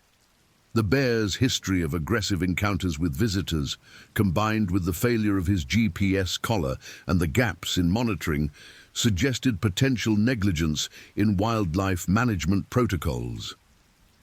Danny's family consulted with personal injury attorneys about the possibility of legal action against the National Park Service, but the case presented significant challenges. Proving negligence required demonstrating that park officials had failed to meet reasonable standards of care, while government immunity laws provided substantial protection for federal agencies. Ultimately, the family decided against pursuing litigation, choosing instead to focus their energy on Danny's recovery and rehabilitation. The incident sparked broader discussions within the wildlife management community about predatory conditioning in large carnivores and the effectiveness of traditional deterrent methods. Bear 347's systematic stalking behavior and resistance to bear spray challenged long-held assumptions about grizzly bear psychology and the reliability of standard safety protocols. Wildlife experts from across North America studied the incident reports and necropsy findings, seeking insights that could inform future management strategies. Dr. Walsh published several scientific papers based on her analysis of Bear 347's behavior, contributing to a growing body of research on human-wildlife conflict and predatory conditioning. Her work emphasized the importance of early intervention when bears begin showing signs of food conditioning, arguing that traditional approaches focused on hazing and deterrence were inadequate for managing severely conditioned animals. The attack also influenced policy discussions at the federal level, with National Park Service headquarters reviewing wildlife management protocols across all parks with significant bear populations. Additional funding was allocated for GPS collar programs, wildlife monitoring equipment, and staff training, though critics argued that the resources were insufficient to address the scope of the challenges. 1 year after the attack, Danny remained in the rehabilitation facility, having made modest progress in some areas while continuing to struggle with others. His speech had improved enough to allow basic communication, though complex conversations remained difficult. His mobility had been partially restored through extensive physical therapy, but his left arm remained largely non-functional despite multiple surgical procedures. Sarah visited daily, bringing photographs and mementos from their life together in hopes of stimulating Danny's memory and maintaining their emotional connection. Some days were better than others. Occasionally, Danny would remember their wedding or a favorite hiking trip, providing brief glimpses of the man she had married. More often, He struggled to recognize her or became confused about his surroundings and situation. The anniversary of the attack was marked by a memorial service at Glacier National Park, honoring Danny's 15 years of service and dedication to wildlife conservation. Colleagues, friends and family members gathered at the Apgar Visitor Center to share memories and reflect on the risks that park rangers accepted as part of their mission to protect America's natural heritage. Park Superintendent David Thompson spoke about Danny's professionalism and commitment, emphasizing his role in educating thousands of visitors about wildlife safety and environmental conservation. Danny Haskins represented the best of the National Park Service, Thompson said. His dedication to protecting both wildlife and visitors embodied the values that define our mission. While we cannot undo the tragedy that befell him, we can honor his service by continuing the work he believed in so deeply. Dr. Walsh presented the findings from her research on Bear 347, explaining how the incident had led to improvements in bear management protocols and wildlife monitoring systems. She emphasized that Danny's sacrifice had contributed to valuable knowledge that would help protect future visitors and park employees from similar encounters. The memorial service was attended by Jessica Martinez, who had completed her graduate research and was now working as a field biologist for the U.S. Forest Service. She spoke about her brief encounter with Danny during his final patrol, describing his professionalism and concern for visitor safety even in the face of obvious danger. Ranger Haskins could have recommended that I leave the backcountry immediately when he learned about the bear activity, she said. Instead, he took the time to educate me about safety protocols and ensure I was prepared to protect myself. That kind of dedication to public service is what made him an exceptional ranger. Bear 347's attack on Danny Haskins became a case study in wildlife management programs across the country, illustrating the challenges of managing predatory conditioning in large carnivores and the limitations of traditional deterrent methods. The incident report was required reading for new park rangers and wildlife biologists, serving as a sobering reminder of the risks inherent in wildlife management work. 2 years after the attack, the Camas Creek Trail system was reopened to public access with enhanced safety measures in place. New bear-proof storage containers were installed at all campsites, warning signs were posted at regular intervals, and patrol protocols required rangers to work in pairs when investigating bear activity reports. While these measures increased operational costs and complexity, park officials deemed them necessary to prevent future incidents. Danny's medical condition stabilized at a level far below his pre-attack capabilities, but sufficient for a limited quality of life. He was eventually able to move to a group home that specialized in caring for individuals with traumatic brain injuries, where he participated in structured activities and continued rehabilitation programs. Sarah visited regularly and maintained hope for further improvement, though medical professionals were clear that significant recovery was unlikely given the extent of his brain damage. The incident had lasting effects on bear management practices throughout the national park system. Enhanced monitoring protocols were implemented to track problem bears more effectively, while research programs focused on developing better methods for deterring conditioned animals before they reached the level of aggression displayed by Bear 347. The goal was to intervene earlier in the conditioning process, when bears were still responsive to traditional hazing techniques. Wildlife officials also recognized the need for better public education about the factors that contribute to bear conditioning. Visitor programs were expanded to emphasize the importance of proper food storage and waste disposal, while penalties for violations were increased to reflect the serious consequences of feeding wildlife. The message was clear. Seemingly minor violations of park regulations could contribute to creating dangerous animals like Bear 347. The scientific legacy of Bear 347's case extended beyond park management to influence research on predatory behavior in large carnivores. Universities across North America incorporated the incident into their wildlife biology curricula, using it to illustrate the complex interactions between human activity and animal behavior. Graduate students studied the case as an example of how environmental changes and human encroachment could fundamentally alter the behavioral patterns of apex predators.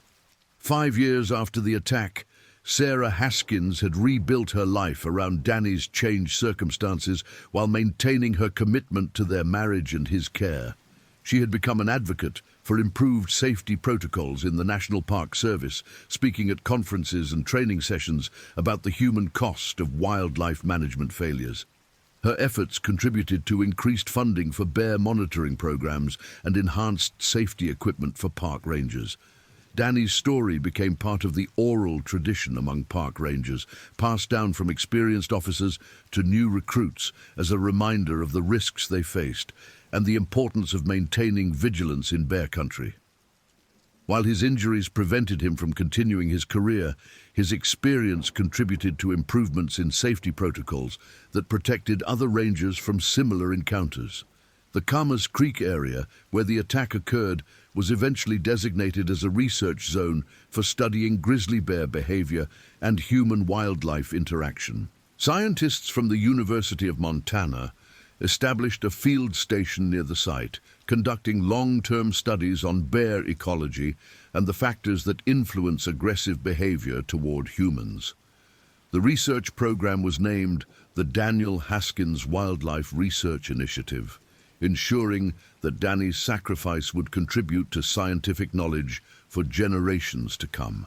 Bear 347's case remained unique in the annals of human-bear encounters, representing the extreme end of the spectrum of predatory conditioning that could develop when wildlife management protocols failed to address problematic behavior effectively.